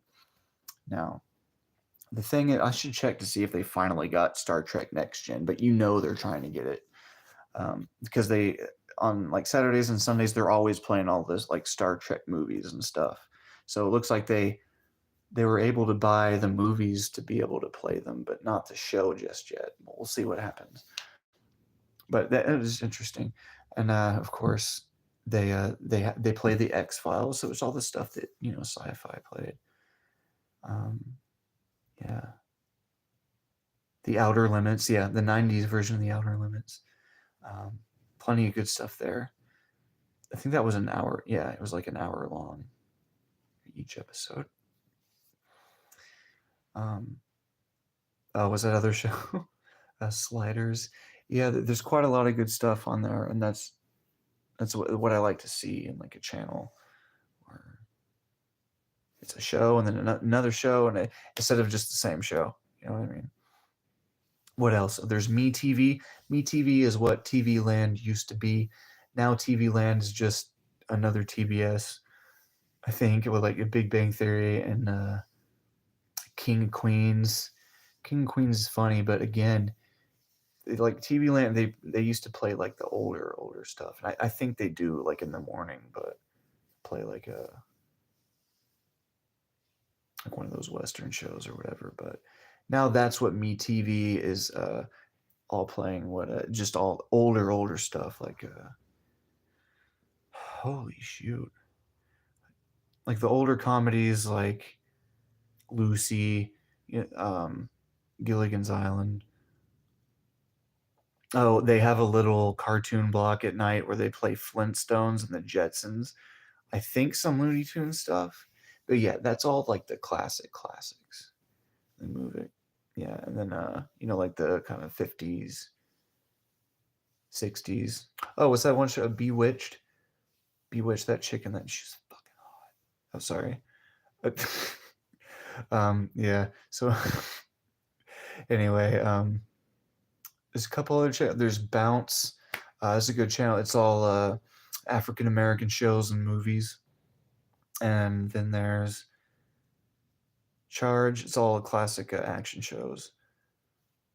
I'm trying to remember. I think there were a couple others, but yeah, Comment is a good one. For a while, they used to play Mystery Science Theater at night, but then they stopped after a while. I don't know if it had to do with money or what, but yeah. Yeah, that show, every episode is a little bit longer than whatever movie they're watching. That show is like a commentary show where they make jokes over like cheesy movies, and yeah, it's really funny. And of course, they have like really good segments in between. Yeah, yeah, it was a good choice for them to play. Um, and I also think those channels are ones that it's like you can stream them online and you can actually stream them online for free. PBS does the same thing too, but yeah, just really generous kind of channels that are really bringing things back, if for TV viewers at least. Yeah. Hey, well, let me see the schedule. What's going on Nick at Night? I'm curious. I'm surprised they didn't really take advantage of that, like do it an Adult Swim type of thing. I forgot to mention, in some countries, Toonami has its own channel, but a lot of them just kind of, in some countries, just kind of went away. Like maybe they weren't doing in good ratings or what, I don't know. But yeah, here and there, it's just anime all day. It's strange that Adult Swim is kind of sort of phasing it out so much. It's only like on Saturday nights now at this point, and only like really 2 or 3 hours. Like you get Naruto or Dragon Ball, maybe a couple episodes of that, maybe a new show. Um, but really, and all is what, like 5 or 6 episodes, and then it goes back to uh, American Dad. No, yeah. Check the schedule. Okay, what's going on Nick at Night TV schedule? Mike and Molly. Somewhat of an older sitcom at this point. When I say old, I'm saying only like the 2010s. Mom, starring Mom from Lost. SpongeBob. What? Oh, okay. That's showing Nick at Night schedule, and then it goes back to Nick. So of course they're playing SpongeBob and then Paw Patrol. So Nick at Night, that's literally just 2 shows, Mom and Mike and Molly. Before that, it was, I think, just 2 shows again, the George Lopez Show and the Big Bang Theory. Yeah, just for variety. Like I don't know what's going on there. Yeah, that's TV. Oh.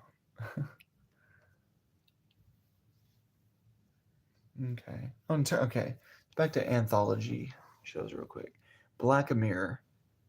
It's I've seen every episode, but it's one of those shows where I never really felt like watching them twice, I would say.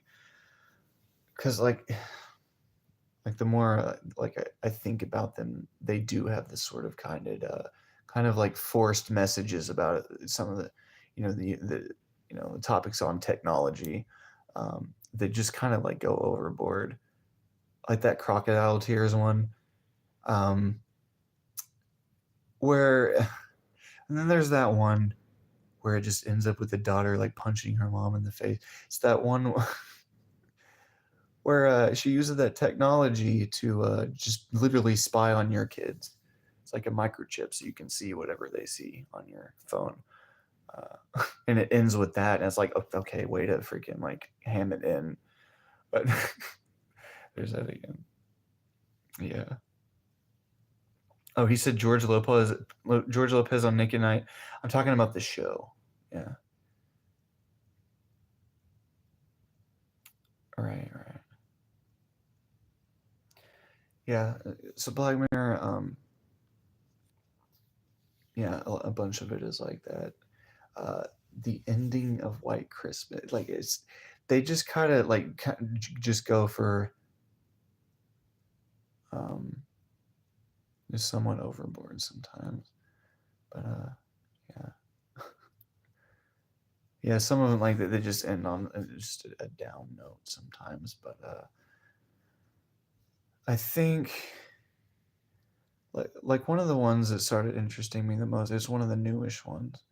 It's the one where it's like a bunch of people dating in this like dating park, kind of where it's almost like speed dating, and then it helps you figure out what what person you want to be in a relationship for, for the rest of your life. But and then of course the twist is that the part, the place that they're at is actually like they're not real. They're like a digital version of whatever you put and talked about yourself in the dating site. So it's basically a bunch of little cells in the dating site. So whenever two people aren't happy with who they're paired with and they escape the place together, then they're a match. So that one was a cool one. Really good actors in it too. Of course, I like that show.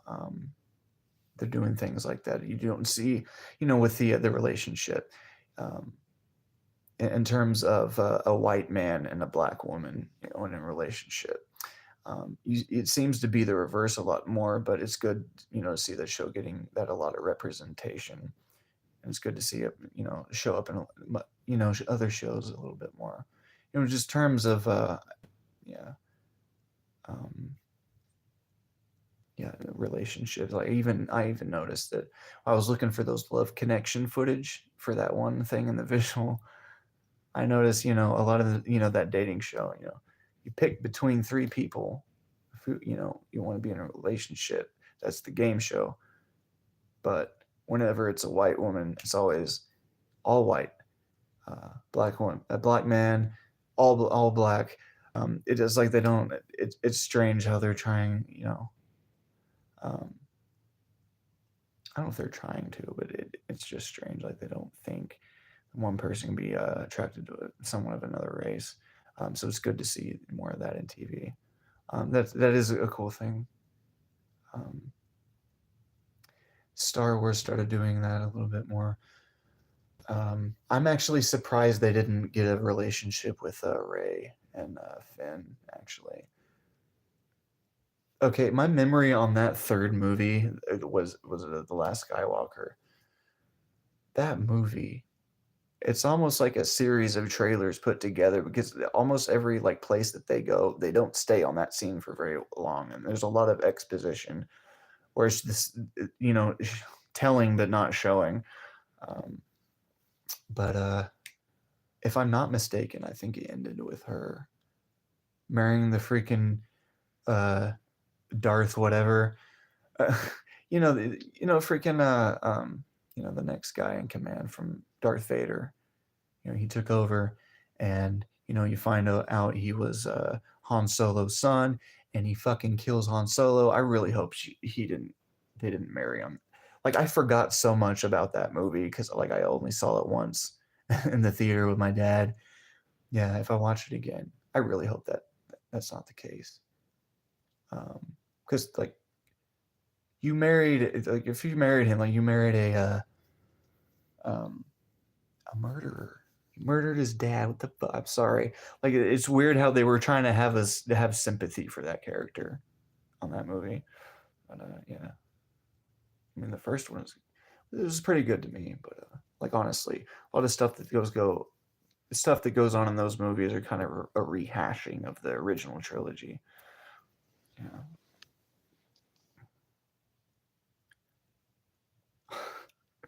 Yeah.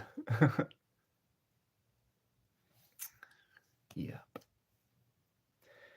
So that's TV.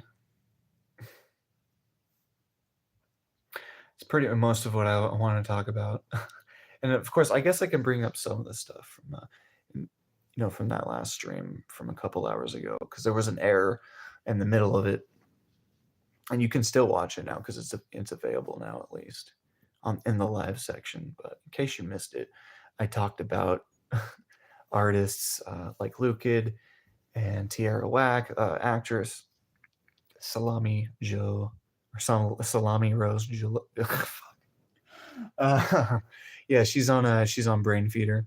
Lindsay Olson, it's her real name, and her new album Akumasticus is a it's a very dreamy kind of pop album, and yeah, she does so much with her voice. It's very kind of angelic, smooth kind of a voice. Yeah, it is nice. Is it 3:30? Okay. So yeah, and then of course I talked about some of the the new mixes like the Late Shifters visual version of it. Got a lot of footage from all types of shows, and of course there's songs for Callisto. That's the electronic mix. All types of like spacey kind of, or almost like sci-fi influenced electronic songs. A lot of them new, a bunch of them older. Yeah, and of course, mix Moonlight International. That's a vaporwave mix from somewhat earlier this year in spring. I think I was able to flow a lot of the tracks together pretty decent. um, yeah, and it has some of my favorite artists in there too, like Aroma Virtuals in it, Channel Selects in it. Yeah, and then the other one, Keep Refrigerated. Yeah, it's just yeah, all stuff that really appealed to me the most, for sure. Over the past couple months. Soap operas tend to pair up by race as well. Yeah, I never got that.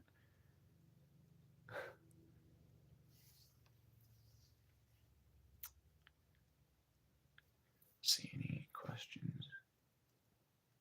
Twilight Zone. I usually talk about like I go in depth into Twilight Zone and like half of the rambles that I've done. Because yeah, Twilight Zone it's definitely one of my favorite shows out there. I'm talking about the original. Yeah.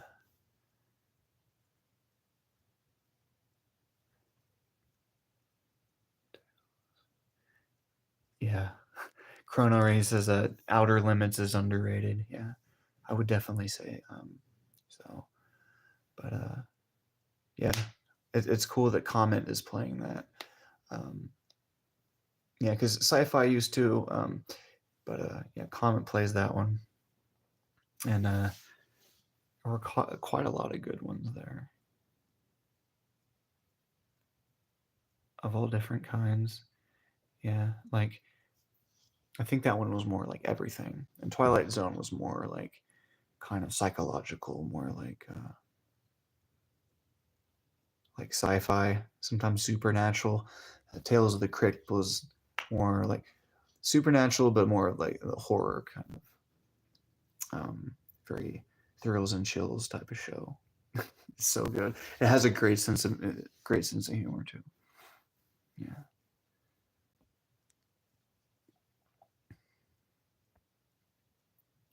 But yeah, my favorite part about the new Star Wars movies, they look pretty. They go to a lot of pretty places. Nah, yeah, there's good moments, but it's interesting to me in that second one of that trilogy. They have like this guy Snokes, like this villain who can fuck with people's minds in a way, and they it's interesting like they kill him off in that same movie that they kind of start showing him more of. So who's the villain in the third one? I don't even fucking remember honestly. That third one like it went so quick. It was made up of so many like short scenes that could have really gone on a lot more. Um, and also for example, some characters like say they show up on the poster of the movie, they show up on the main credits and everything, but and then the trailer makes them up to be like these big characters, but you only see them for like a little bit. Yeah, honestly, my favorite thing about the new Star Wars universe is the newer shows, the TV shows, especially the Mandalorian and Ahsoka. Definitely. Yeah, and Ahsoka just finished that season very recently. Um, yeah, the Mandalorian is great. Shoot, I gotta talk about Samurai Jack because I forgot to. But there was this episode where um, Jack he finds a baby. So a lot of that episode is he's trying to find, you know, parents of the baby, and all the while trying to take care of all the Samurai Jack stuff, getting attacked by all those robot spiders and all that good shit. And then yeah, so that story, like the Mandalorian, it's not too far off from that kind of story, like, a warrior, like kind of, you know, raising a kid basically. Um, yeah, Grogu, Baby Yoda. um, yeah, just really interesting all the way through, and again, excellently shot. And then of course these show, I forget if it's all of them or just Mandalorian. They're directed by one of my favorite people in the movie business right now, Jon Favreau. He's a great director. Um, yeah, and he's a huge part of the Marvel universe. He does, yeah, and I'm talking about the writing. Yeah, he's a big writer. I forget if he directed some, but yeah, I forget what his character name was on some of the movies, but yeah, he's been in them. Yeah, it's a good one. Good director to have around. The movie Chef was great too, where he plays a chef who gets just completely fed up with all the critics and shit that's going on with his restaurant. Doesn't feel like it's appreciated enough. One of my favorite scenes on there is when he's yelling at one of the critics, one of the super like Simon Cowell type critics that doesn't seem to like anything. But oh, actually, good comparison. Crag was his name, Anton from fucking Ratatouille. Just the asshole like food critic that nobody likes. Yeah. So Jon Favreau is just yelling at him, going, "You know what? You're not getting to me. You're not getting." And he just yells the whole thing. You're not getting. It's like apparently it is, but he that scene was so great. Yeah, he's a good actor. Definitely. Oh, Chef has a great sex scene in it. All it is just him cooking up like a really good dish of like the I think it was like pasta or something, and it was him and then the love interest, which is Scarlett Johansson, her laid out on the bed, and him cooking food, and like he's got the pan out, puts it in, and she's like, "Oh, keep doing it." It's really funny. And then actually, I put a little clip of it on, well, not that scene, but a scene from it on YouTube. The part where he calls John Leguizamo up. He's got a taco truck now. Yeah, because that's the main part of the movie is he wants to do a taco truck business and hang out with his son and do that. And then he goes, "You got a fucking taco truck? Hey, dude, you got a taco truck?" And the guy in the background, "A taco truck with like tacos and shit?" He's like, "Yeah, I'm assuming." I laughed super loud when I heard that one. Yep. Yeah. But anyway, Mandalorian is a good show. Yeah, Andor was interesting. Yeah. Actually, do I dare say that Rogue One, that movie, is a little bit better than quite a lot of that stuff, the stuff in that other, that new trilogy. Yeah, like Ray and Finn, like they're really good. But yeah, it was just the fact that they kind of take you to these places, these interesting planets that you've never seen before, and then they don't really go back to it. Just kind of this quick kind of, I don't know. I think the first of that one was probably the best of those three.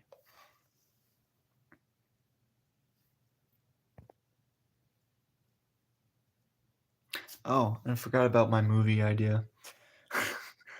Lieutenant Dan. Just do a movie called Lieutenant Dan. Kind of a movie.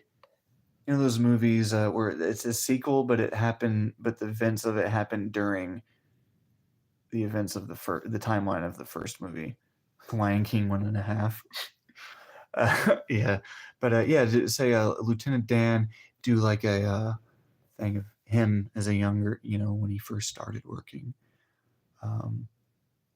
before he first started where he joined the army, before he met Forrest Gump and everything.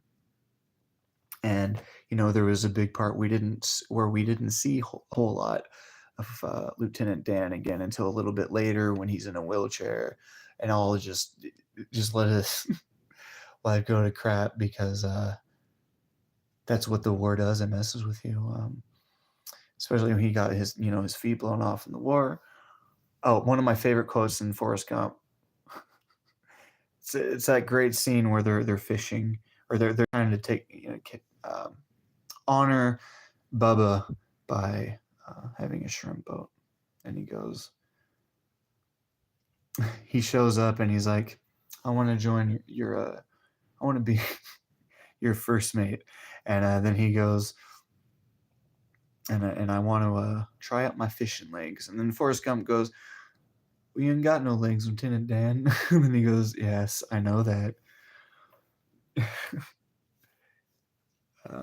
Yeah, that would be an interesting movie to do, especially, there's just parts in that movie where we kind of have to fill in the blanks of all the times in the movie where we don't see Lieutenant Dan, like wondering what's going on during those events, especially in the end, when he has new artificial legs, and his I think she was his Korean wife.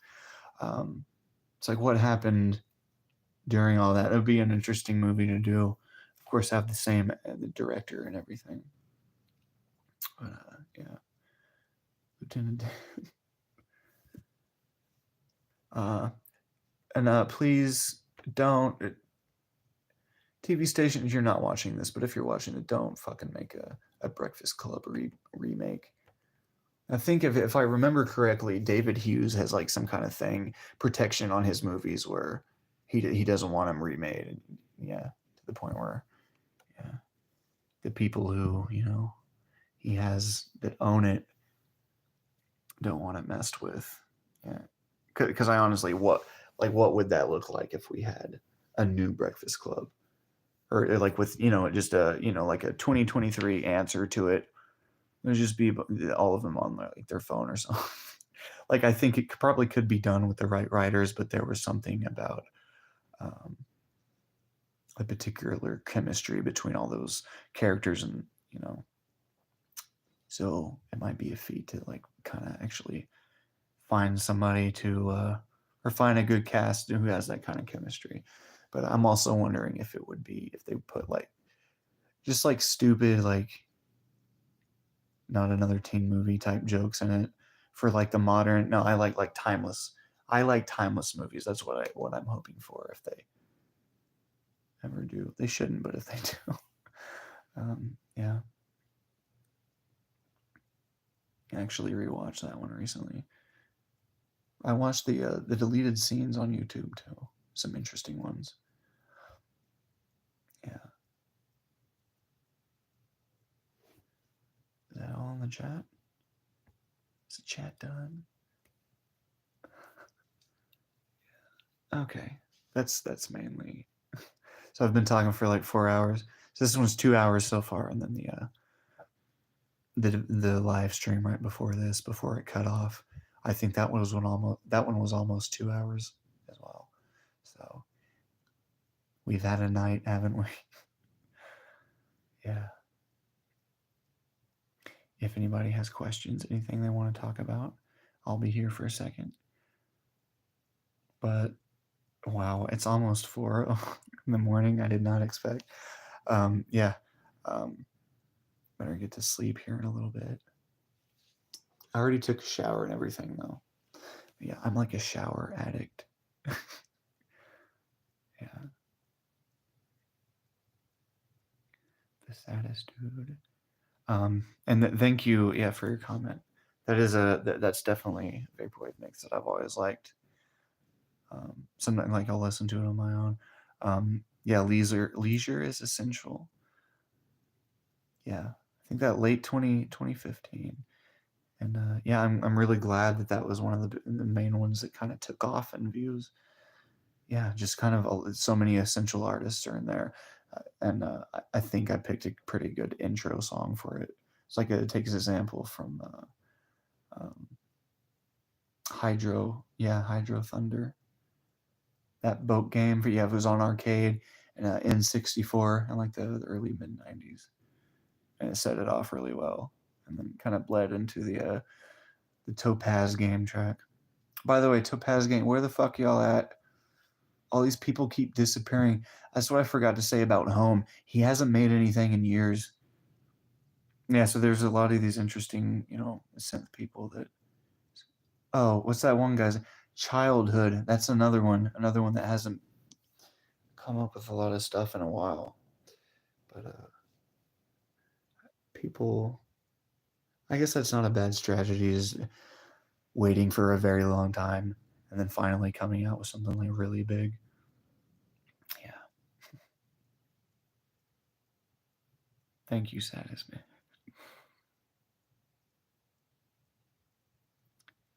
Really?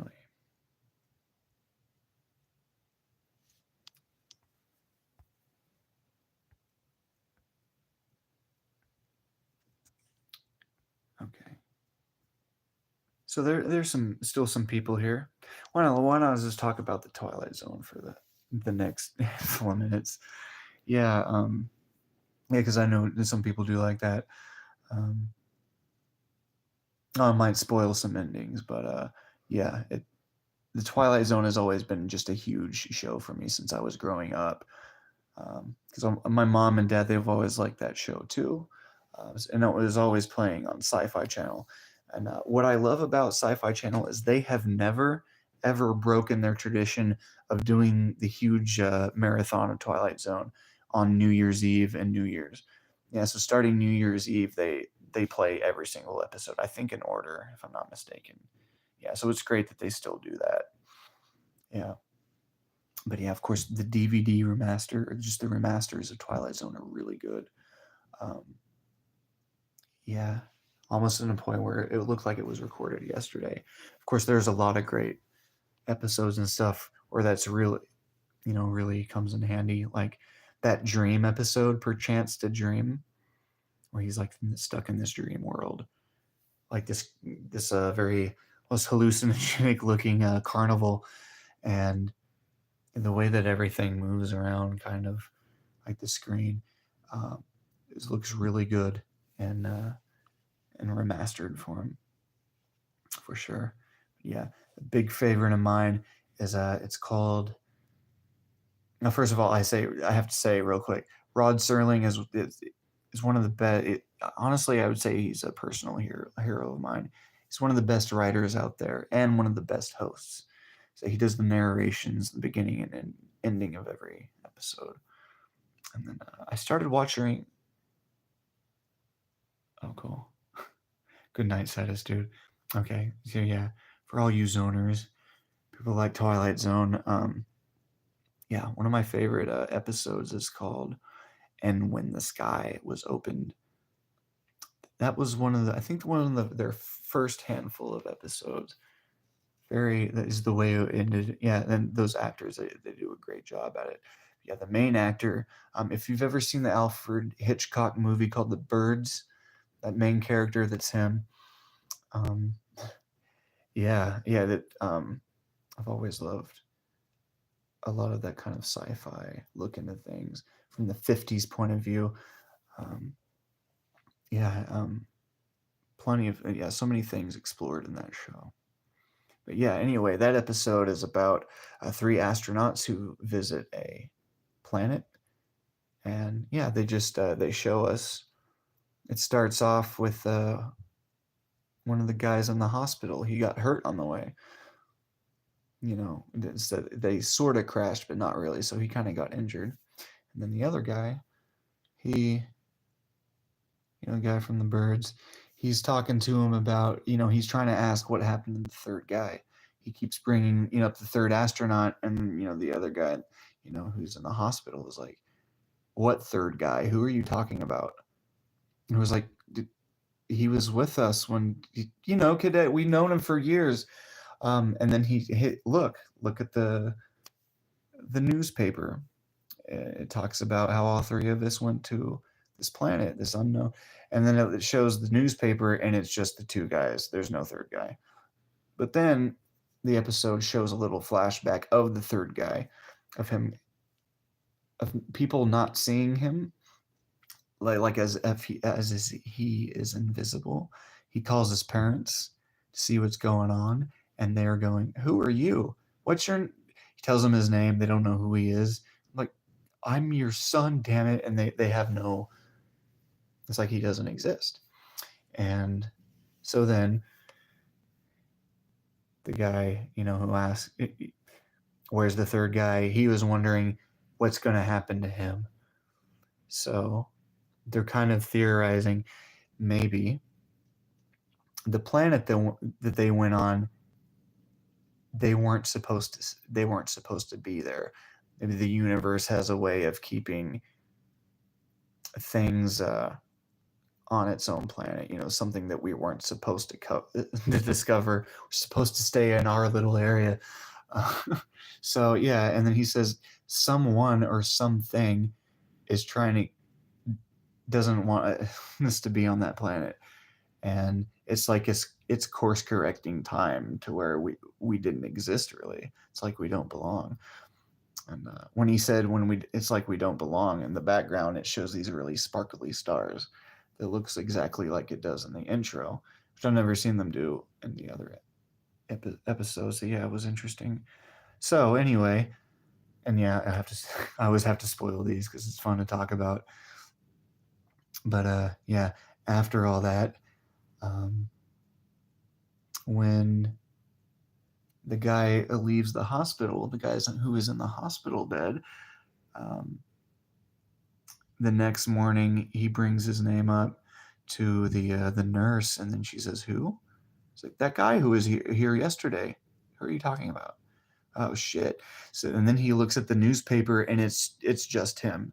It's like, "Oh, this one guy went to the planets. Oh shit!" So they're implying, okay, that he's probably going to disappear at some point too.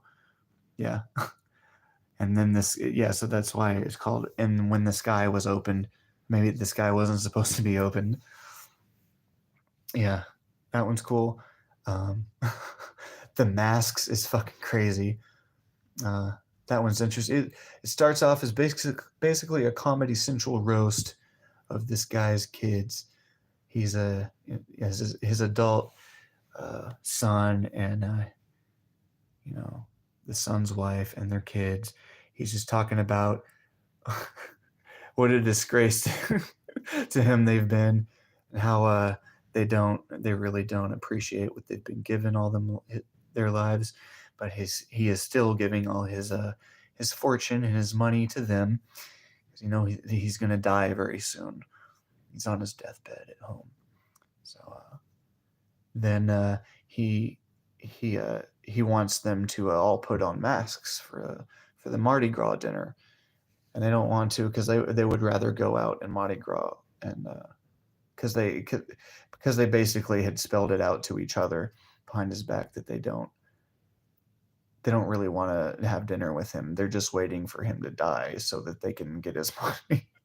And so he's like, I got these masks from somewhere in Africa, and they have very magical properties. And we just kind of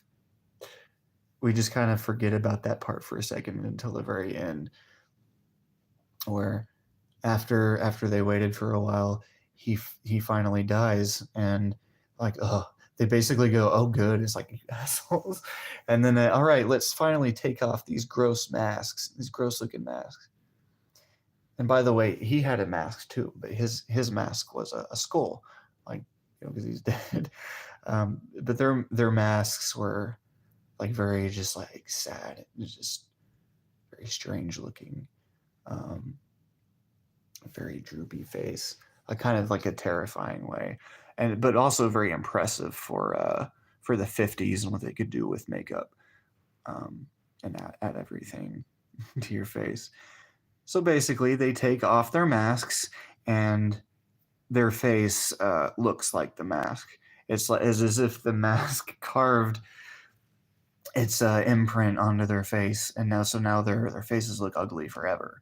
And then the episode ends. It's like, I think that, yeah, Rod Serling's narration at the end is basically about, greed and becoming what you act like, that kind of thing. That one's jeez. But yeah, the first episode I think I ever saw when I was a little kid, Sci-Fi was on, and it was actually I think if not one of the most famous episodes, called Nightmare at 10,000 Feet. Yeah, that that stars, oh geez, what's his name? Captain Kirk from Star Trek. Yeah, one of his first things in his show. And yeah, it's a simple story of there's somebody outside the plane trying to fuck with the wing, and then they show it, and it's this weird like kind of gorilla like monster looking thing, and he's like ripping pieces off the wing, and he's, you know, so the main character is going out of his mind trying to tell him that there's something on the wing, and every time they look there's nothing there. So I think that he's going out of his mind. But of course at the end of the episode it's kind of left up to interpretation, because basically after he went crazy, he was in like just kind of a coma type of state for a second, where, you know, where they had to take him to the hospital, and then the airplane guys, yes, we are. Yeah, the airplane guys are like, hey, look, guys, there is shit taken out of the wing, so something happened.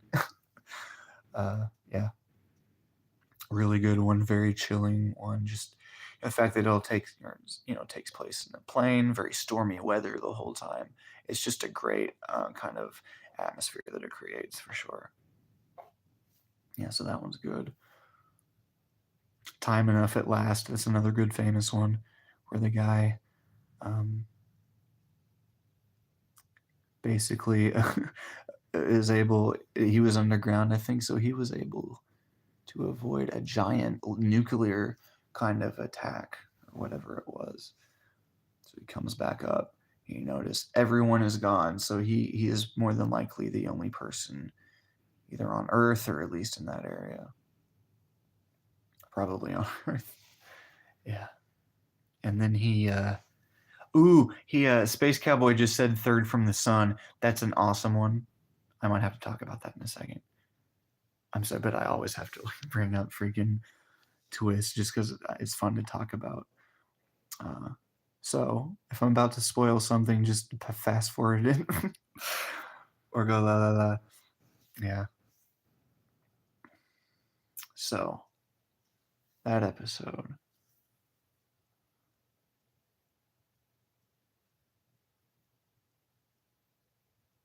Trying to think about what I want to say. Try to be illustrious. No, third from the Sun is great. The way that it was recorded is cool too. The way that it was recorded is almost like foreshadowing. It's kind of this sort of like Dutch kind of angle, tilted at a way. It gives this kind of something's not right kind of effect. Yeah, really cool. Really great actor in that too. Yeah, he was in another great episode too called The Obsolete Man. Let me talk about that one in a second. What was the episode I was talking about that I was about to... Oh, fuck. Yeah. Oh, I'm sorry. Time Enough at Last. Yeah. That episode shared, I think it's called, with the movie called Lost in Space, if I'm not mistaken. It was made by a lot of the same people, production team. So a lot of what was in that movie was left over, and they used in that episode to show there's quite a lot of really like interesting wreckage, like just completely. Yeah, he said, and Special Agent James said the nukes. Yeah, the nukes. So it's just one guy. It's just him. No one else on the on Earth, and he's this crotchety old man that doesn't care for people very much. He just wants to read his books and be happy and just chill by himself. And so basically the ending is he has all his books gathered, and he's about to finally read one. Time Enough at Last, and then his glasses break on the ground, and now he can't read. That's yeah, it's just a really good, like almost like existential one. It's fun. Yeah. And it's just all these the fact that they're in black and white kind of almost adds to the to the chill a little bit, especially you know watching it in present day. Yeah. I should talk about the obsolete man. Um, mm, yeah, he's a the character. He's from a third from the sun. Another great. I don't know if I should spoil that one, but yeah, that's another one of the more famous episodes. Yeah, the obsolete man. It's him. He plays a very kind of violent dictator in this sort of like alternate dystopian world where everyone just has the super strict code, and if they are considered obsolete, they are sentenced to death. So yeah, and the main guy, Mr. Woodsworth, he is a librarian, and in this world, being a librarian is no longer uh, it's against the law. It's obsolete. You're not supposed to make books. Books are drivel. We we have speech. Yeah, so they have all these like stupid, just very um, con- yeah, almost Hitler-esque kind of yeah ways of dealing with things. It's like you're obsolete because you're a librarian. Um, you also work on tables and make things in construction, and that is good. We need things that are productive. Books are not productive though. And it's like yes, they are, but yeah, apparently it's against the law. So he's sentenced to death, and you can tell that the dictator does not like the way that this guy um, is basically sass mouthing him um, because yeah, he requested something that no one requested for, and yeah, he said that he wanted you know an executioner to basically have him uh, basically be in his own house but strapped with bombs. So the bombs in the house, and they'll go off in a couple hours. And he wanted it to be televised, so they had some cameras up. So yeah, he wanted to go down with a bang basically and have it be on TV, all the while making a point. But yeah, the dictator is like, okay, sounds good, just as long as you're dead. Actually, what I forget is no. Yeah, he said he wanted to die with an audience. Yes, but certain details he wanted that to be up with him and the executioner. So, but what happened is the dictator, for whatever reason, he gets so pissed off at him for standing up to him that he goes there and has a conversation with him about how he's completely wasting his time on this, on everything, and it's good that people like you are gone. It's like, gee, yeah, it's saying this poor librarian who is trying to sell book or just trying to have books. There's a great representation of books in Twilight Zone, by the way. It's a really good theme in it. But yeah, with the invaders, good one. Yeah. What was I gonna say about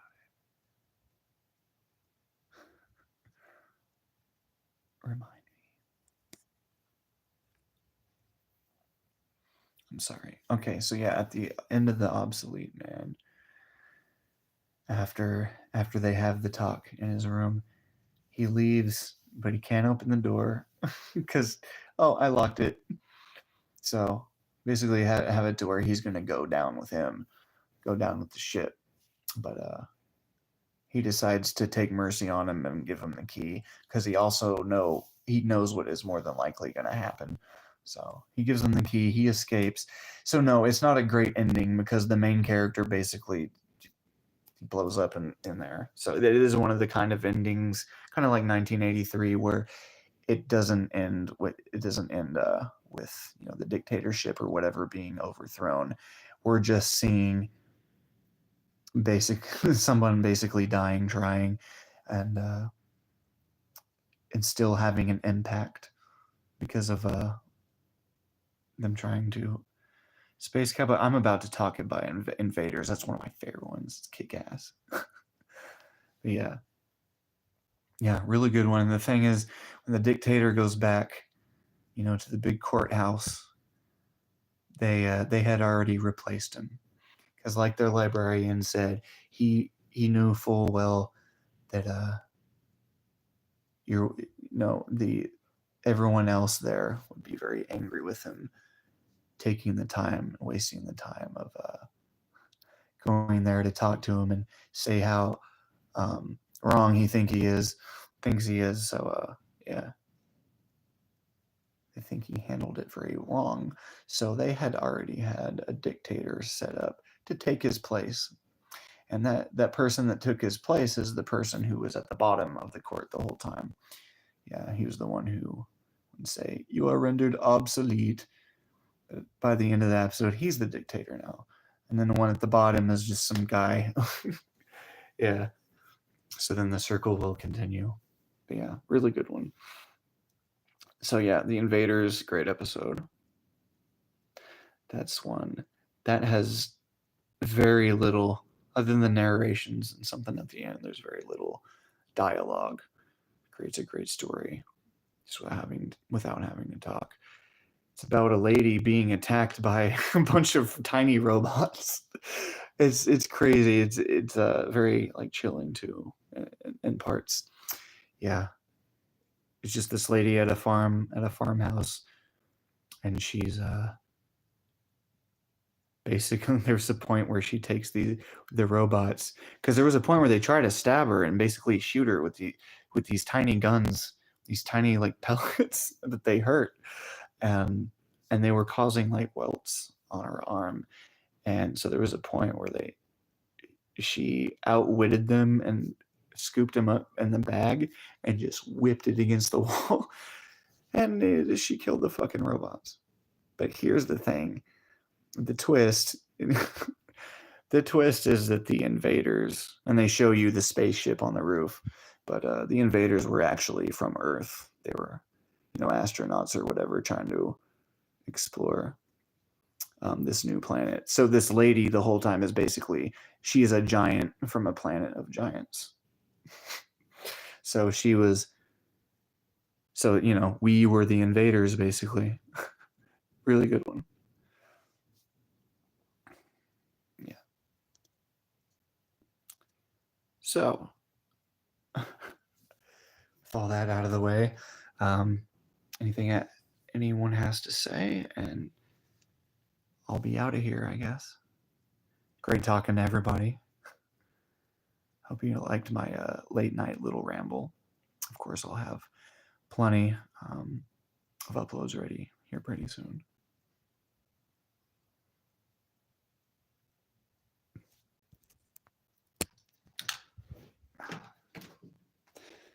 Been sitting for a while, haven't I?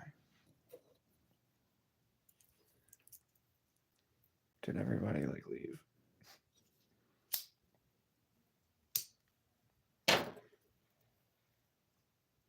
Once again.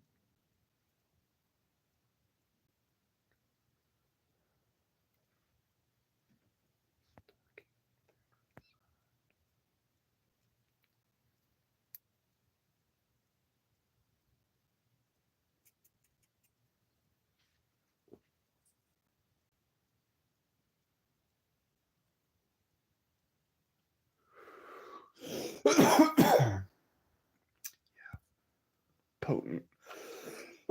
All right. Shit. Well, thanks for watching, everybody. Of course, keep in mind, if you missed the first one right before this, I had to leave because of an error. It just interrupted the feed, but that's available if you want to check that one out. And then I'll put links to what I've talked about. But yeah, thank you for everyone's feedback and the kind words. I really appreciate it. Regular schedule program. I'm glad that's your favorite. That's actually one of my favorites. I've always liked the more public access kind of style, that super lo-fi. kind of late night sort of fuzz. So that's quite a lot of that mix. Yeah. And yeah, there's evening lineup too. Yeah, a bunch like, oh, don't touch that dial. Yeah. Ones they really explore the lo-fi aspect of things. Plenty of funk too. But yeah, glad you like that one. Made a little while ago at this point. Yeah. Okay, well, hope you guys have a good one. I think I'm about to be ready for bed now. All right. Take care, guys, and fuck you, Kenny G.